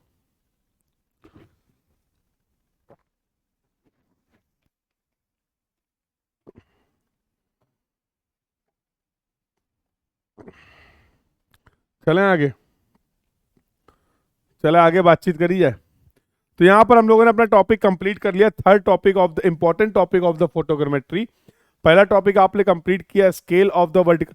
कल सबके सवाल लगवा दूंगा, सबके सवाल, जितने भी टॉपिक आज पढ़ा रहा हूं सबके सवाल कल आपको लगवाऊंगा, ठीक है? तो प्रैक्टिस सेशन में फोटोग्रामेट्री को ही टारगेट कर रहा हूं मैं, जो कल हम लोग प्रैक्टिस करेंगे अपनी लास्ट क्लास में। सारे कंसेप्ट अप्लाई करके भी दिखा दूंगा। तो पहला टॉपिक आपने पढ़ा, that was the scale of the vertical photograph. दूसरा टॉपिक बेटा आपने पढ़ा, how we can define the distance between the points when the points are having the different different elevation. और तीसरा टॉपिक आपने कवर कर लिया, रिलीफ डिस्प्लेसमेंट, थ्योरेटिकल, न्यूमेरिकल, कैसे सवाल आ सकते हैं उनका भी एक जिक्र कर लिया, बेसिक डिस्कशन कर लिया। चलिए अब अगला देखें। अगला टॉपिक जो है कुछ छोटे छोटे टर्म हैं जिसको हम लोग बोलते हैं फ्लाइट प्लानिंग। ऐसा थोड़ा कि एयरक्राफ्ट लिए और चल दिए, कुछ प्लानिंग व्लानिंग करके चलोगे कि नहीं चलोगे? क्या प्लानिंग करेंगे सर? जैसे फ्लाइंग हाइट कितनी होगी, ये फील्ड है, इतनी ऊंचाई पे हो, कम डिटेल को कवर कर पाओगे, ज्यादा ऊंचाई पे चले जाओ, थोड़ी ज्यादा डिटेल को कवर कर पाओगे, ज्यादा एरिया कवर कर पाओगे, और ऊंचाई पे चले जाओ एरिया और ज्यादा हो जाएगा, हाँ है ना? बहुत ही ज्यादा ऊपर चले जाओगे कुछ आएगा ही नहीं। Sir height of the object in formula, height of the object in formula, small H is the height of the object. Vikas, small H is the height of the object, represent भी करके बताई थी, ये देखो explain भी किया हुआ है, ठीक है? तो किसी पर्टिकुलर किस हाइट से आप ये फोटोग्राफ क्लिक करने वाले हैं, करना तुम्हें कुछ नहीं है, कोई प्रैक्टिकल नहीं है इसका, ठीक है? तुम्हारे अभी इस लेवल पे एक्सपोजर इंटरवल क्या होता है? मान लो ये एयरक्राफ्ट मूव कर रहा था, ये कैमरा लगा हुआ था, ये इस तरीके से एयरक्राफ्ट मूव कर रहा है और ये ग्राउंड को लगातार कवर कर रहा है।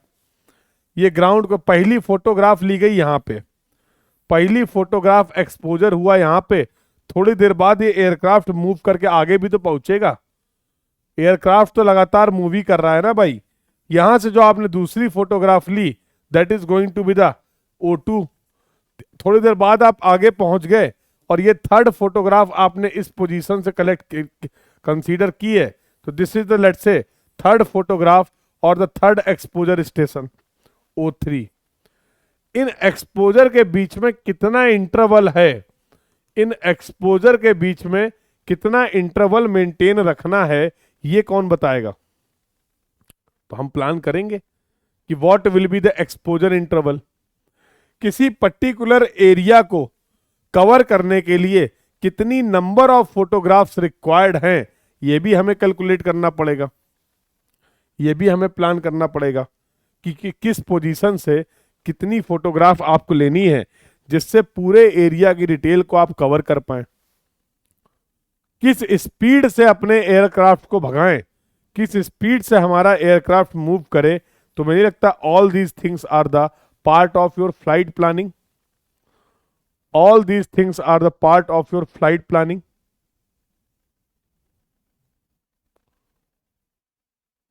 बोल सकते हैं बेटा ऐसा कि नहीं? आओ एक एक करके पढ़ लेते हैं, आओ एक एक करके पढ़ लेते हैं। देखो कुछ नहीं है तो एक चीज समझो, पहले ओवरलैप की कहानी समझो और ओवरलैप क्यों करते हैं ये भी समझो। चलो ठीक है, चलो समझ लो। तो मान लो कोई ग्राउंड है, थोड़ा विजुलाइज करना बेटा मेरे साथ। ये कोई एक ग्राउंड है जिसका आप किसी हाइट से फोटोग्राफ ले रहे हैं। दोनों व्यू दिखाता हूं। मान लो हमारा जो एयरक्राफ्ट मूव कर रहा है, मान लो जो हमारा एयरक्राफ्ट मूव कर रहा है वो ये स्ट्रिप लाइंस, ये फ्लाइट लाइंस को फॉलो करेगा। ध्यान से समझना, ये एयरक्राफ्ट हमारा मूव कर रहा है, this is the flight line 1, this is the flight line 2 and this is the flight line 3। Camera वैमरा लगा रखा है, जा रहा है। जरा ध्यान से समझना बेटा। तो अगर एयरक्राफ्ट के मूवमेंट की डायरेक्शन ये है तो कहना इसे this is going to be the longitudinal direction of the movement. बिल्कुल। ये जो एरिया आपको दिया गया है, ग्राउंड जो दिया गया है, मान लो उसकी डायमेंशन L है और कैपिटल W है। डायमेंशन जो है वो कैपिटल L और कैपिटल W है। बहुत ध्यान से समझना, बहुत इंपॉर्टेंट बात बताने जा रहा हूं। अब जाहिर सी बात है, इतना लार्ज एरिया है, इतना बड़ा एरिया है, तो एक ही बार में तो पूरा कवर कर नहीं पा रहे थे। तो पूरे एरिया को नंबर ऑफ स्ट्रिप्स में या फिर नंबर ऑफ फ्लाइट लाइन में कवर कर दिया है। तो ये जहाज जाएगा हमारा और पहले यहां कहीं जब आएगा तो एक फोटोग्राफ यहां पर क्लिक करेगा। मान लो ये फोटोग्राफ 1 है, तो तुम्हें नहीं लगता है इस फोटोग्राफ 1 में हमें, इस फोटोग्राफ 1 में हम कुछ ग्राउंड की डिटेल को कवर कर रहे होंगे? लगता है कि नहीं लगता है? हम कुछ ग्राउंड की डिटेल को कवर कर रहे होंगे, ऐसा लगता है कि नहीं लगता है? बिल्कुल लगता है। यहां फोटोग्राफ है, यह आपका ग्राउंड है, इसके करस्पॉन्डिंग हमने कुछ डायमेंशंस तो ग्राउंड की भी कवर की होंगी ना। बोलो, एक फोटोग्राफ के बाद कुछ इंटरवल देंगे, एक्सपोजर इंटरवल होगा। तो अगर मैं इस फोटोग्राफ में मान लो कितना एरिया कवर किया है, इसको इसी कलर से अगर रिप्रेजेंट कर दूं, तो मान लो ये एरिया, ये डिटेल आपकी कवर हुई है फोटोग्राफ 1 में। This is the ground area covered by the first photograph. This is the ground area covered by the first photograph. बातें थोड़ा आगे बढ़ी और हमारा ये एयरक्राफ्ट आगे मूव किया और आगे मूव करके इस पोजीशन पे आया। ये हम यहां से ले रहे हैं फोटोग्राफ 2, हम यहां से ले रहे हैं फोटोग्राफ 2। और मान लो हमने ये फोटोग्राफ 2 ली है और this is the ground portion that we have covered in this photograph. That is the ground portion that we have covered in this photograph. तो फोटोग्राफ भी दिखा रहा हूं और साथ साथ ग्राउंड में कितना, ग्राउंड की कितनी डिटेल इस फोटोग्राफ में आ रही है वो भी दिखा रहा हूं।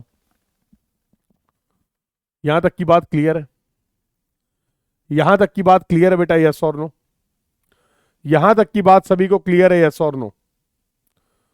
बोलो यार, एक बात बताओ, अगर मैं बोलूं कि जो फोटोग्राफ हमने 2 ली हैं, ये दोनों फोटोग्राफ क्लिक करते समय the aircraft was moving in the longitudinal direction, the aircraft was moving in the longitudinal direction, क्या इन फोटोग्राफ्स में कोई ओवरलैपिंग आपने करी है?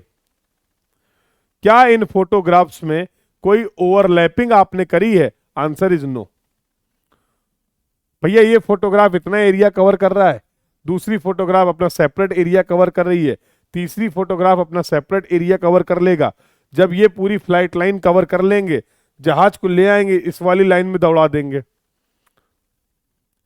अभी तक जो मैंने एक्सप्लेन किया है, क्या आपको लॉन्गिट्यूडनल डायरेक्शन में कोई ओवरलैपिंग दिख रही है? ऐसा करते नहीं है। देखो ऐसा करते नहीं है, वो तो बस तुम्हें समझाने के लिए बता दिया था। तो तरीका बेटा ये होता है कि जब अगली फोटोग्राफ लेंगे तो we will consider the photograph, let say, चलो यहीं से लेके दिखाता हूं, समथिंग लाइक दिस। और उस फोटोग्राफ को लेते समय हम एक काम करेंगे, उस फोटोग्राफ को लेते समय हम एक काम करेंगे, हम कुछ एरिया ऐसा होगा जो ऑलरेडी हमारी पहली फोटोग्राफ में है और उसको हम लोग फिर से कवर करेंगे दूसरी फोटोग्राफ में, समथिंग लाइक दिस। कहना इसे this is the overlap portion. यहां पर ये जो ग्राउंड है इसकी डिटेल दोनों ही फोटोग्राफ में अवेलेबल होगी, फोटोग्राफ 1 एंड फोटोग्राफ 2 में। बोलो बेटा। सिमिलरली बेटा जो हम थर्ड फोटोग्राफ लेंगे that we are going to take something like this. ये है भैया थर्ड फोटोग्राफ, ये लो। तो यहां पर भी आपने एक लॉन्गिट्यूडनल लैप प्रोवाइड कर दिया है। ये दोनों जो लैप मैंने आपको दिखाए हैं इनको हम लोग बोलते हैं लॉन्गिट्यूडनल ओवरलैप। ये समझ गए हो कि नहीं? ये समझ गए हो कि नहीं? तो ओवरलैपिंग करते हुए हम लोग फोटोग्राफ्स क्लिक कर रहे हैं, ओवरलैपिंग करते हुए हम लोग फोटोग्राफ्स क्लिक कर रहे हैं। जब ये पूरी फ्लाइट लाइन आप कवर कर लेंगे, अब जहाज आएगा तुम्हारा इस सेकंड वाले में, अब जहाज आएगा तुम्हारा इस सेकंड वाले में। और मान लो बेटा तुम जो यहां से फोटोग्राफ क्लिक कर रहे हो वो this is the photograph. Colour visible है कि नहीं? कलर विजिबल है कि नहीं? और कोई दिखेगा? ये दिखेगा। ये लो, ये नेक्स्ट फोटोग्राफ आप ले रहे हैं। इसमें मैंने जो फोटोग्राफ ली है, I am taking the photograph something like this. तुम्हें नहीं लगता है ये जो फोटोग्राफ ग्राउंड कवर करेगी that is going to be the something like this and so on. ये वाला जो लैप तुम्हें दिख रहा है, क्या बेटा अगर तुम्हें कोई दिक्कत ना हो तो क्या मैं इसको साइड लैप बोल सकता हूं, साइड ओवरलैपिंग बोल सकता हूं? मतलब ये वाला जो पोर्शन मैं आपको दिखाना चाह रहा हूं ग्राउंड का, व्हाइट कलर से दिखाता हूं। ये वाला जो पोर्शन है बेटा ग्राउंड का, ये पहली फोटोग्राफ में भी है, ये दूसरी फोटोग्राफ में ये वाला पोर्शन है, और ये जो सेकंड फ्लाइट लाइन में आपने फोटोग्राफ ली, मान लो तीसरी फोटोग्राफ यहां पर भी है। ओवरलैपिंग कर रखी है आपने एरिया की, कुछ कॉमन एरिया है जो कई फोटोग्राफ्स में है। ये कंसेप्ट होता ओवरलैपिंग का। तो लॉन्गिट्यूडनल डायरेक्शन में जो ओवरलैपिंग कर रहे हैं उसको लॉन्गिट्यूडनल लैप बोलते हैं। साइड डायरेक्शन में जो आप ओवरलैपिंग कर रहे हैं उसको हम लोग बोलते हैं साइड लैप, ओवरलैप। सर सवाल है मेरा, जवाब देंगे? सर सवाल मेरा ये है कि हम ये ओवरलैपिंग करते क्यों हैं? ये ओवरलैपिंग हम करते क्यों हैं? पहला सवाल तो सर ये है। फर्स्ट फोटोग्राफ, सेकंड फोटोग्राफ ऐसे कर लेते ना, ऐसे तो सर जबरदस्ती आप ज्यादा नंबर ऑफ फोटोग्राफ ले रहे हैं। 10-20 फोटोग्राफ से काम चल जाता, तो अगर ओवरलैपिंग ले लेंगे आप 20%, 30%, तो ज्यादा फोटोग्राफ पूरे एरिया को कवर करने के लिए लेनी पड़ेंगी। सिंपल सा रीजन है यार, सिंपल सा रीजन है। कोई भी ऐसी डिटेल ना हो जो छूट जाए। इतनी मेहनत करी थी, छोटा सा एक एरिया था, कर गए कंजूसी तुम, वो आए ही नहीं किसी फोटोग्राफ में, वो आए ही नहीं किसी फोटोग्राफ में। अब दोबारा से इतनी मेहनत करें, अब दोबारा से इतनी मेहनत करें। बहुत अच्छी बात बोली अक्षय ने। दूसरा जो सबसे इंपॉर्टेंट पॉइंट है, ये इंस्ट्रूमेंट आपको अपने कॉलेज में देखने को मिलेगा, कभी कॉलेज जाइएगा तो पूछिएगा। एक इंस्ट्रूमेंट होता है जिसको बोलते हैं स्टीरियोस्कोप। तो स्टीरियोस्कोप की हेल्प से आप क्या करते हैं, स्टीरियोस्कोप की हेल्प से आप इन फोटोग्राफ को एनालाइज करते हैं। बस अभी के लिए इतना समझ लो, उस पूरी थ्योरी को, उस पूरी टेक्निक को बोलते हैं स्टीरियोस्कोपी। ठीक है। तो जब आप इन फोटोग्राफ को बेटा एनालाइज कर रहे होंगे, तो अगर आपने ओवरलैपिंग कर रखी है तो बहुत इजीली आप इन, अरे यार वो बचपन में खेल नहीं खेलते थे, पता नहीं क्या बोलते थे, एक फोटो हुआ करती थी, ये एक फोटो हुआ करती थी, अब इसको टुकड़ों में कर दिया, छोटे छोटे टुकड़े। अंग्रेजी में बताओ क्या बोलते हैं, हमें नहीं पता। तो ऐसे छोटे छोटे टुकड़ों में इसको कर दिया, बोलते थे जोड़ दो, याद है? बोलो हाँ या ना। हाँ जो भी बोलते हैं, पजल ही बोलते हैं शायद। तो आसान हो जाता था ना चीजें, पजल को सॉल्व करना आसान हो जाता था ना। तो ओवरलैपिंग वाला जो गेम है, ओवरलैपिंग की वजह से हम बहुत इजीली अरेंज कर पाएंगे इन सभी फोटोग्राफ्स को। डेटा का इंटरप्रिटेशन इजी हो जाएगा, डेटा का इंटरप्रिटेशन इजी हो जाएगा, इन फोटोग्राफ्स को प्रोसेस करना इजी हो जाएगा, और हम ये इंश्योर कर पाएंगे कि हमने किसी भी इंपॉर्टेंट डिटेल को मिस नहीं किया है। That's why we are providing the longitudinal lap as well as the side lap. That's why we are providing the longitudinal lap as well as the side lap while taking the photograph। ये मुझे बताना था, और ये सब आपको notes के लिए मैंने दे रखा गया है। तो जनरली जो लॉन्गिट्यूडनल लैप रखते हैं वो 60% रखते हैं, और साइड लैप जो होता है वो 15 से 35% तक वेरी करता है। क्लियर है भाई? The concept of the overlapping is clear to everyone. The concept of the overlapping is clear to everyone. Please confirm in the chat box. बहुत इंपॉर्टेंट खेल है ओवरलैपिंग का, बहुत इंपॉर्टेंट खेल है ओवरलैपिंग का। पहुंच रहे हैं अभी उस खेल में। यहां तक की सभी बातें सभी को क्लियर हैं। यहां तक के डिस्कशन में अगर किसी को कोई भी डाउट है, कोई भी क्वेरी है, तो you can ask your doubt, you can ask your query. बिना किसी टेंशन के आप अपने डाउट्स एंड क्वेरीज पूछ सकते हैं। Whatever we have discussed till now, from the topic that we have discussed, you can ask your doubt, you can ask your query। नहीं है तो थोड़ा एक्साइटमेंट के साथ बताओ ना कि नहीं है डाउट है? बहुत ठंड हो गई है क्या? अगर कोई डाउट नहीं है, सारे पॉइंट्स क्लियर हैं, तो show some excitement in the chat box.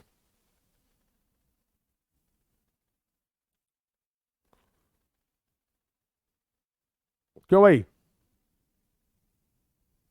हाँ, लगना तो चाहिए ना कि समझ में आ रहा है।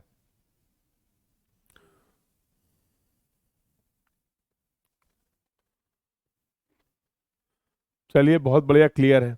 आगे बातचीत कर लेते हैं। आओ भाई, अब एक बेसिक कंसेप्ट समझो जरा।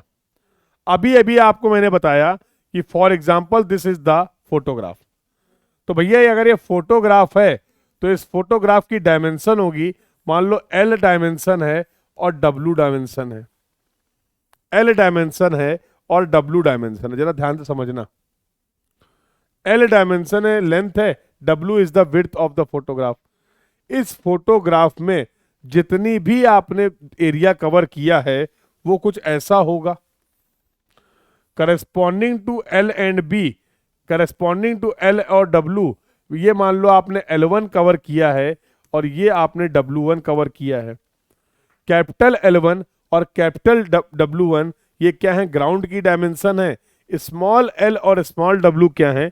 ये आपके फोटोग्राफ की डायमेंशन है। ओवरलैपिंग करी होगी तो बिल्कुल ओवरलैपिंग वाला पार्ट भी निकालेंगे। तो फॉर एग्जांपल ये लॉन्गिट्यूडनल लैप आपने प्रोवाइड किया है, फॉर एग्जांपल ये आपका लॉन्गिट्यूडनल लैप था इस फोटोग्राफ में, और ये आपका साइड लैप था। तो उसी के करस्पॉन्डिंग हम यहां पर भी शो कर सकते हैं। तो ये आपका पोर्शन साइड लैप में चला गया और ये पोर्शन आपका चला गया लॉन्गिट्यूडनल लैप में। तो ये परसेंटेज लॉन्गिट्यूडनल लैप है और ये परसेंटेज साइड लैप है। क्लियर है बेटा? ग्राउंड में भी, क्योंकि ये पोर्शन तो अगली फोटोग्राफ में भी होगा ना, ये ग्राउंड की डिटेल तो अगली फोटोग्राफ में भी देखने को मिलेगी ना आपको। तो अगर मैं बोलूं कि इस फोटोग्राफ के करस्पॉन्डिंग आपने ग्राउंड में कितना एरिया कवर किया है, the net effective ground area covered by single photograph, बस ये इच्छा आज मैं निकाल लूं। The net effective ground area covered by a single photograph, तो मैं नहीं लगता है सर ये एरिया मैं लिख सकता हूं। चलो ये जो नेट की बात कर लेते हैं तो ये वैल्यू ले लेते हैं, कंफ्यूज मत होना। नेट की बात कर लेते हैं तो मैं L1 और इसको चेंज कर देता हूं, otherwise there will be the confusion.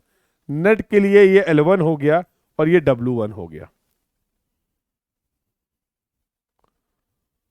बिल्कुल बिल्कुल, multiple time overlapping will be there. हम ओवरलैपिंग, हम एक photograph net effective ground area कितना कवर कर रहा है ये निकालना चाहते हैं। सवाल समझ गए हो? नेट इफेक्टिव ग्राउंड एरिया कितना है जो एक फोटोग्राफ कवर कर रहा है वो निकालना चाहते हैं। निकाल सकते हैं क्या? अरे भैया स्मॉल l के करस्पॉन्डिंग L1 है, स्केल तो होगा ना इस फोटोग्राफ का, स्केल तो होगा ना इस फोटोग्राफ का। तो फोटोग्राफ की लेंथ और स्केल, फोटोग्राफ की विड्थ और स्केल जो निकलेगा वो net effective area covered by, net area covered by, और लो एरिया या फिर ground area covered by one photograph आ जाएगा क्या? बोलो। तो लॉन्गिट्यूडनल लैब और साइड लैब अगर आपने लिया है तो अगर तुम्हें कोई दिक्कत ना हो तो मैं लिख दूं L1 will be equal to, क्या हो जाएगा, 1 माइनस लॉन्गिट्यूडनल लैब, परसेंटेज में रिप्रेजेंट करते हैं, 60% है तो 0.6 ले लेंगे। This is going to be scale into length of the photograph. Sir अगर W1 निकालना है तो 1 minus side lap into scale into small w, तो नेट ग्राउंड एरिया जो आप कवर कर रहे हैं वो L1 इंटू कैपिटल W1 के मल्टीप्लीकेशन के बराबर होगा। हाँ या हाँ? बोलो। तो with the help of the scale we can relate the photo distance and ground distance. With the help of the scale we can relate the photo distance and ground distance. Can we say like this? इस तरीके से एक photograph हमारा net effective ground area कितना cover कर रहा है ये हम कैलकुलेट कर सकते हैं। आओ अब इसी का खेल था, इसी का खेल था। देखो कोई ओवरलैपिंग नहीं है, कोई ओवरलैपिंग नहीं है। पीएल को कर दो 0, scale photo length ground length relate कर दिया, स्केल फोटो लेंथ, तो कोई फॉर्मूले नहीं है ये। Do not consider all these as a formula basic, जिसके बारे में इस कोर्स की शुरुआत से ही आपने खेलना शुरू कर दिया था। All those are the basics that we are going to apply here. अब ये कंसेप्ट यूज कहां होता है इसको समझ लो, and that will be the discussion. ये कंसेप्ट जो बेटा यूज होता है, ये कंसेप्ट जो यूज होता है वो होता है how to calculate the number of photographs required. अब जैसे बता रहा हूं बस वैसे सुनना। आपसे पूछा जाएगा कि भैया कुछ एरिया है, लॉन्गिट्यूडनल लैब हमने डिसाइड कर लिया है इतना % रखेंगे, साइड लैब हमने डिसाइड कर लिया है, तो मुझे ये बताइए how we can calculate the total number of photographs required, how we can calculate the total number of photographs required. आओ देखें जरा, तो अपने तरीके से ही बताते हैं। फिर इधर आओ, ये लो। तो यहां पर दो केस है, मान लो मैंने बोला केस 1 और केस 2, दोनों ही केस से सवाल आते हैं और दोनों ही केस से 2 नंबर का सवाल आपको देखने को मिलता है इन योर गेट एग्जाम। पहला केस क्या है, जब सवाल में आपको पूरा का पूरा ओवरऑल एरिया बताया जाएगा, ओवरऑल एरिया ग्राउंड का एरिया गिवन होगा, बोल दिया गया 100 किलोमीटर स्क्वायर का एरिया है, बोल दिया गया 100 किलोमीटर स्क्वायर का एरिया है, 200 किलोमीटर स्क्वायर का एरिया है, लॉन्गिट्यूडनल लैप आपको बता दिया गया, साइड लैप आपको बता दिया गया, पूछा गया पूरे एरिया को कवर करने के लिए कितनी फोटोग्राफ्स रिक्वायर्ड होंगी।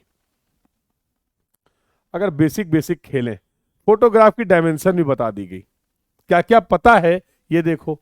तो आपको लॉन्गिट्यूडनल लैब पता है, आपको साइड लैब पता है, आपको स्केल पता है, और कुछ चाहिए हमें, आपको स्मॉल एल पता है, आपको स्मॉल w पता है, ये सब कुछ पता है। पूछा क्या गया आपसे कि इस पूरे एरिया को कवर करने के लिए कितनी नंबर ऑफ फोटोग्राफ्स रिक्वायर्ड होंगी, कितनी नंबर ऑफ फोटोग्राफ्स रिक्वायर्ड होंगी, पूछा आपसे ये गया है। कैसे निकाल सकते हैं? अरे भैया कोई फॉर्मूला नहीं है, फिर से बोल रहा हूं, कॉमन सेंस को यूज करो।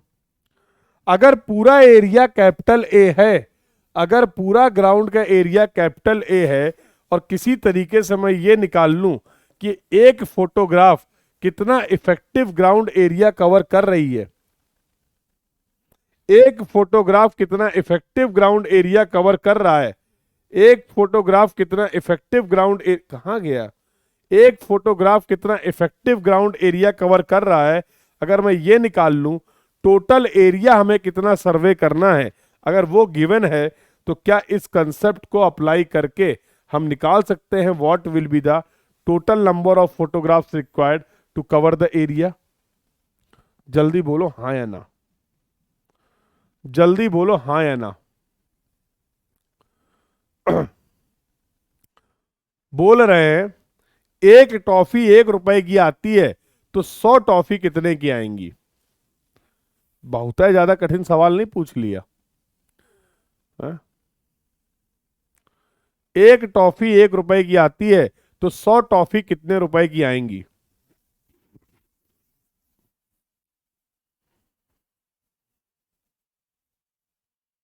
वही तो कर रहे हो यार, और क्या कर रहे हो? फालतू डरा रहे हो, सर्विंग सर्विंग कर तो तुम यही रहे हो हैं? तो भैया अभी ये नेट इफेक्टिव ग्राउंड एरिया कैसे निकलेगा? अभी तो बताया था, this is going to be L1 into W1, this is going to be L1 into W1, और L1 क्या था? 1 minus p l into s into l, और W1 क्या था?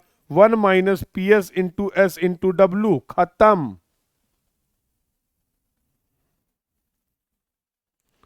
डिस्कशन ही खत्म हो गया भाई, बात ही खत्म कर दी। तो what will be the small a is going to be, एक फोटोग्राफ कितना इफेक्टिव ग्राउंड एरिया कवर कर रही है, टोटल एरिया कितना कवर करना है, मिल जाएंगी तुम्हें नंबर ऑफ फोटोग्राफ्स रिक्वायर्ड। बोलो हाँ सर मिल जाएंगे, ऐसे ही लिखो चैट बॉक्स में, बोलो हाँ सर मिल जाएंगी, लिखो, बोलो हाँ सर मिल जाएंगी।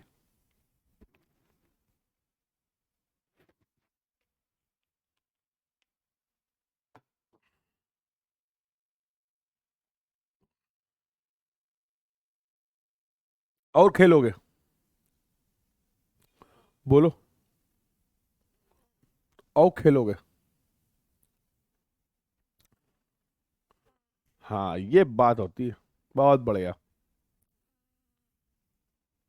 सर। और किसी तरीके से सवाल आ सकता है क्या? बिल्कुल आ सकता है।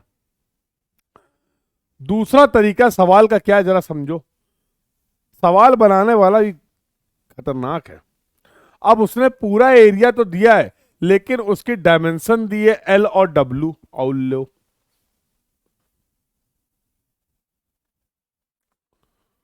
पहले ये चैप्टर समझ में नहीं आता था, अब समझ में आ गया, बहुत बढ़िया। तो पहले तुमने समझने की कोशिश नहीं की, अब तुम समझने की कोशिश कर रहे हो, इसलिए तुम्हें समझ में आ गया। पहले भी की होती तो पहले भी आ जाता, ठीक है। बट कोई बात नहीं, देर आया दुरुस्त आया, समझ में आ गया ना, बस ये जरूरी है। थोड़ी सी देरी हो गई आने में, बट फाइनली आ तो गए ना। चलो, तो अगला गेम क्या है कि अभी भी एरिया दिया है, लेकिन अब उस एरिया की डायमेंशन दी गई है कि ये लेंथ है और ये विड्थ है। अच्छा जी,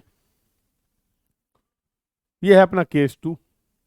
जो केस मिल जाए वो अप्रोच लगा देना, 2 नंबर लेके चले आना। अबे सिर्फ 2 मत ले आना, ये वाले 2 ले आना, बाकी भी लाने हैं, ठीक है। अच्छा, क्या करें इसमें?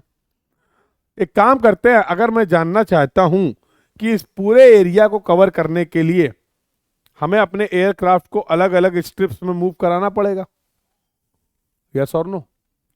अगर मैं किसी तरीके से अगर मैं किसी तरीके से ये निकाल लूं N1, नंबर ऑफ स्ट्रिप्स और the flight line required to cover the area, इस पूरे एरिया को कवर करने के लिए हमें कितनी फ्लाइट लाइंस या स्ट्रिप चाहिए, ये निकाल लूं अगर किसी तरीके से। तो याद याद मत करना यार, हो सकता है तुम किताब उठाओ तो उसमें N1 लिखा हो नंबर ऑफ फोटोग्राफ्स रिक्वायर्ड, तो फिर हमसे कहीं ना मत आ जाना कि सर आपने तो N1 लिखा था स्ट्रिप, किताब में लिखा हुआ N1 is the number of photographs required in each strip. कुछ भी हो, हम तो कुछ याद ही नहीं करते ना, याद ही नहीं कर रहे, समझ लेते गेम। और देखो, एक टर्म और डिफाइन कर देते हैं, वो है N2। तो N2 है number of photographs required, number of photographs required in each strip. अरे भैया ऐसे ही तो पूरा एरिया कवर करोगे, ऐसे ही तो पूरा एरिया कवर करोगे। Photo 1, photo 2, photo 3, photo 4, photo 5, photo 6, third strip and so on. ऐसे ही घूम घूम के तो पूरा एरिया कवर करोगे। तो मुझे नहीं लगता खेल खत्म हो चुका है, गेम ओवर। अगर तुम किसी तरीके से निकाल लो इस पूरे एरिया को कवर करने के लिए कितनी स्ट्रिप्स रिक्वायर्ड हैं, और अगर तुम ये निकाल लो कि हर स्ट्रिप में कितनी फोटोग्राफ रिक्वायर्ड है, मेरे लाल game is over. n will be equal to n1 into n2, n will be equal to n1 into n2। 5 strip चाहिए सर, 5 स्ट्रिप चाहिए, और हर स्ट्रिप में 5 5 फोटोग्राफ चाहिए, तो 25 ही फोटोग्राफ तो चाहिए। करा क्या, करा क्या, यही किया है। बोलो सर, तो फिर अब हमें ये भी तो बताइए, ये n1 और n2 निकलेगा कैसे? अरे बता चुके हैं, यकीन मानो, बता चुके, पहले ही बता चुके। देखो, तो n1 क्या है? अरे भैया, total number of strips required. Strip के लिए विड्थ को कंसीडर करें, कितनी स्ट्रिप्स चाहिए इसके लिए विड्थ को कंसीडर करें। हद है यार। n1 will be equal to, देखो टोटल विड्थ कितनी है, W है, टोटल विड्थ कितनी है, W है। एक फोटोग्राफ, एक फोटोग्राफ कितनी विड्थ कवर करेगा, करस्पॉन्डिंग टू स्मॉल w, वो है कैपिटल W1। अभी बताया था। फोटोग्राफ की विड्थ के अकॉर्डिंग ग्राउंड में कितनी विड्थ आप इफेक्टिव कवर करेंगे, तो that is going to be small w। एक एक्स्ट्रा स्ट्रिप ले लें ताकि कोई एरिया छूट ना जाए। बोलो, एक एक्स्ट्रा स्ट्रिप ले लें ताकि कोई एरिया छूट ना जाए। One additional strip is required to cover all the detail. Total width, एक फोटोग्राफ कितनी विड्थ कवर कर रही ग्राउंड में, +1।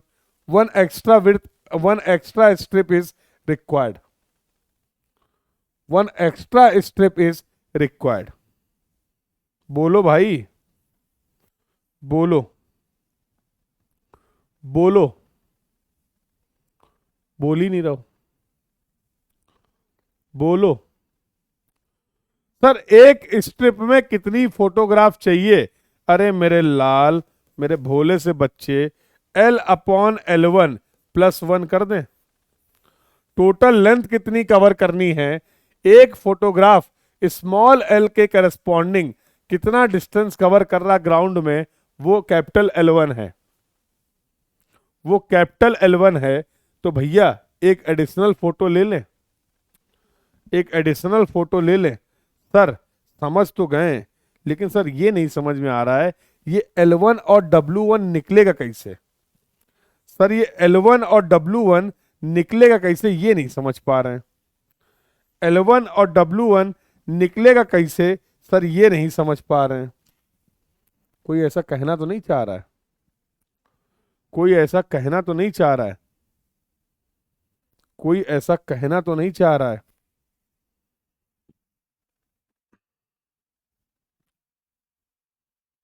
ये L1 और W1 कैसे निकालेंगे? करस्पॉन्डिंग टू स्मॉल l और करस्पॉन्डिंग टू स्मॉल w कितनी ग्राउंड डिस्टेंस कवर कर रहे हैं, ये कैसे निकालेंगे? कोई ऐसा कहना तो नहीं चाह रहा।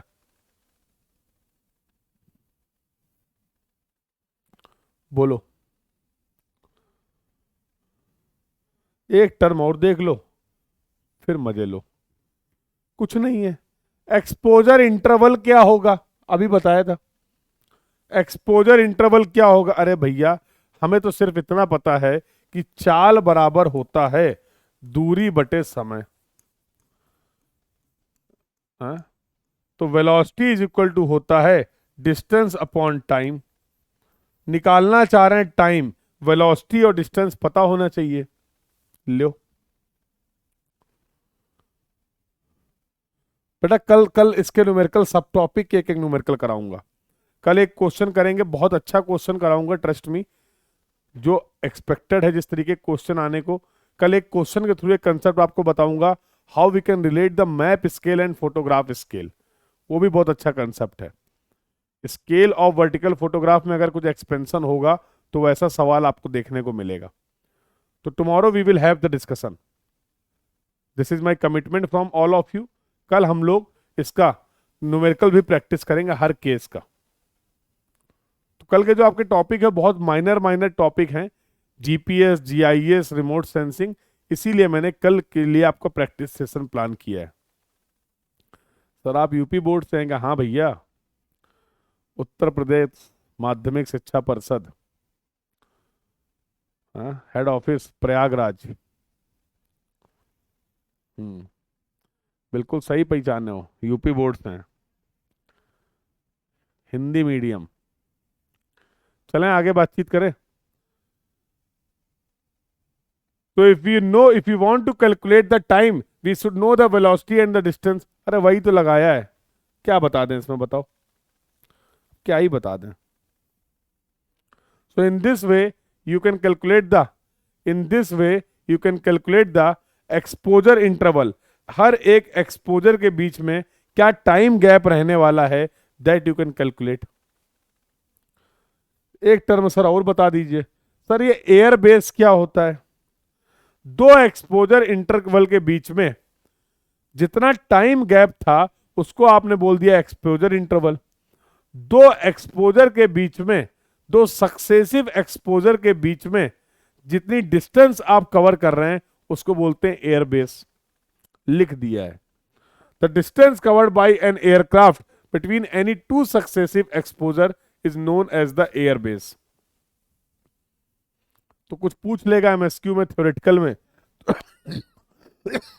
तो अब आप इस पोजीशन में हैं कि आप उसको अब क्या कर पाएंगे, आंसर कर पाएंगे। So this was the discussion related to the photogrammetry. और आई होप बहुत ही इफेक्टिवली, आई नो, मुझे पता है बहुत ही इफेक्टिवली सभी इंपॉर्टेंट कंसेप्ट्स को हम लोगों ने कंप्लीट कर दिया है फोटोग्रामेट्री के, from theoretical point of view, from conceptual point of view. रही बात न्यूमेरिकल की, तो कल न्यूमेरिकल भी करा दूंगा। So now you are prepare for your GATE 2023 exam. Almost we can say from our GATE exam point of view we have completed 98-99% syllabus till now. तो आज की क्लास की अगर बात करें तो from your GATE exam point of view in this crash course, I think this is the 12th lecture. तो in this 12th lecture, इन 12 लेक्चर में हम लोगों ने लगभग सर्वेइंग का ऑलमोस्ट आप कह सकते हैं 100% सिलेबस के आसपास हम लोग पहुंच चुके हैं। माइनर से टॉपिक्स हैं, जीपीएस, जीआईएस, रिमोट सेंसिंग, वो भी कल पढ़ा के इस डिस्कशन को हम लोग कर देंगे 100%। ठीक है। सो I hope the entire discussion from the today's class is clear to everyone. So this was all about for this class. मिलते हैं कल last class of this crash course में। मॉडर्न सर्वेइंग के बारे में कुछ और बातचीत करते हैं और we will practice the question of the photogrammetry survey. इस फोटोग्रामेट्री सर्वेइंग के डिस्कशन को अटेंड करने के बाद जो आज हम लोगों ने किया, you are in the position, you can start attempting any question, any previous year question of GATE, ESC या जो भी आपके स्टेट्स के एई और जेई के एग्जाम हैं, आप उन सभी एग्जाम्स के पीवाईक्यूज को कंफर्टेबली अटेम्प्ट कर सकते हैं after following this lecture of the photogrammetry. This was all about for this class. मिलते हैं कल for the further discussion. Thank you everyone, keep learning.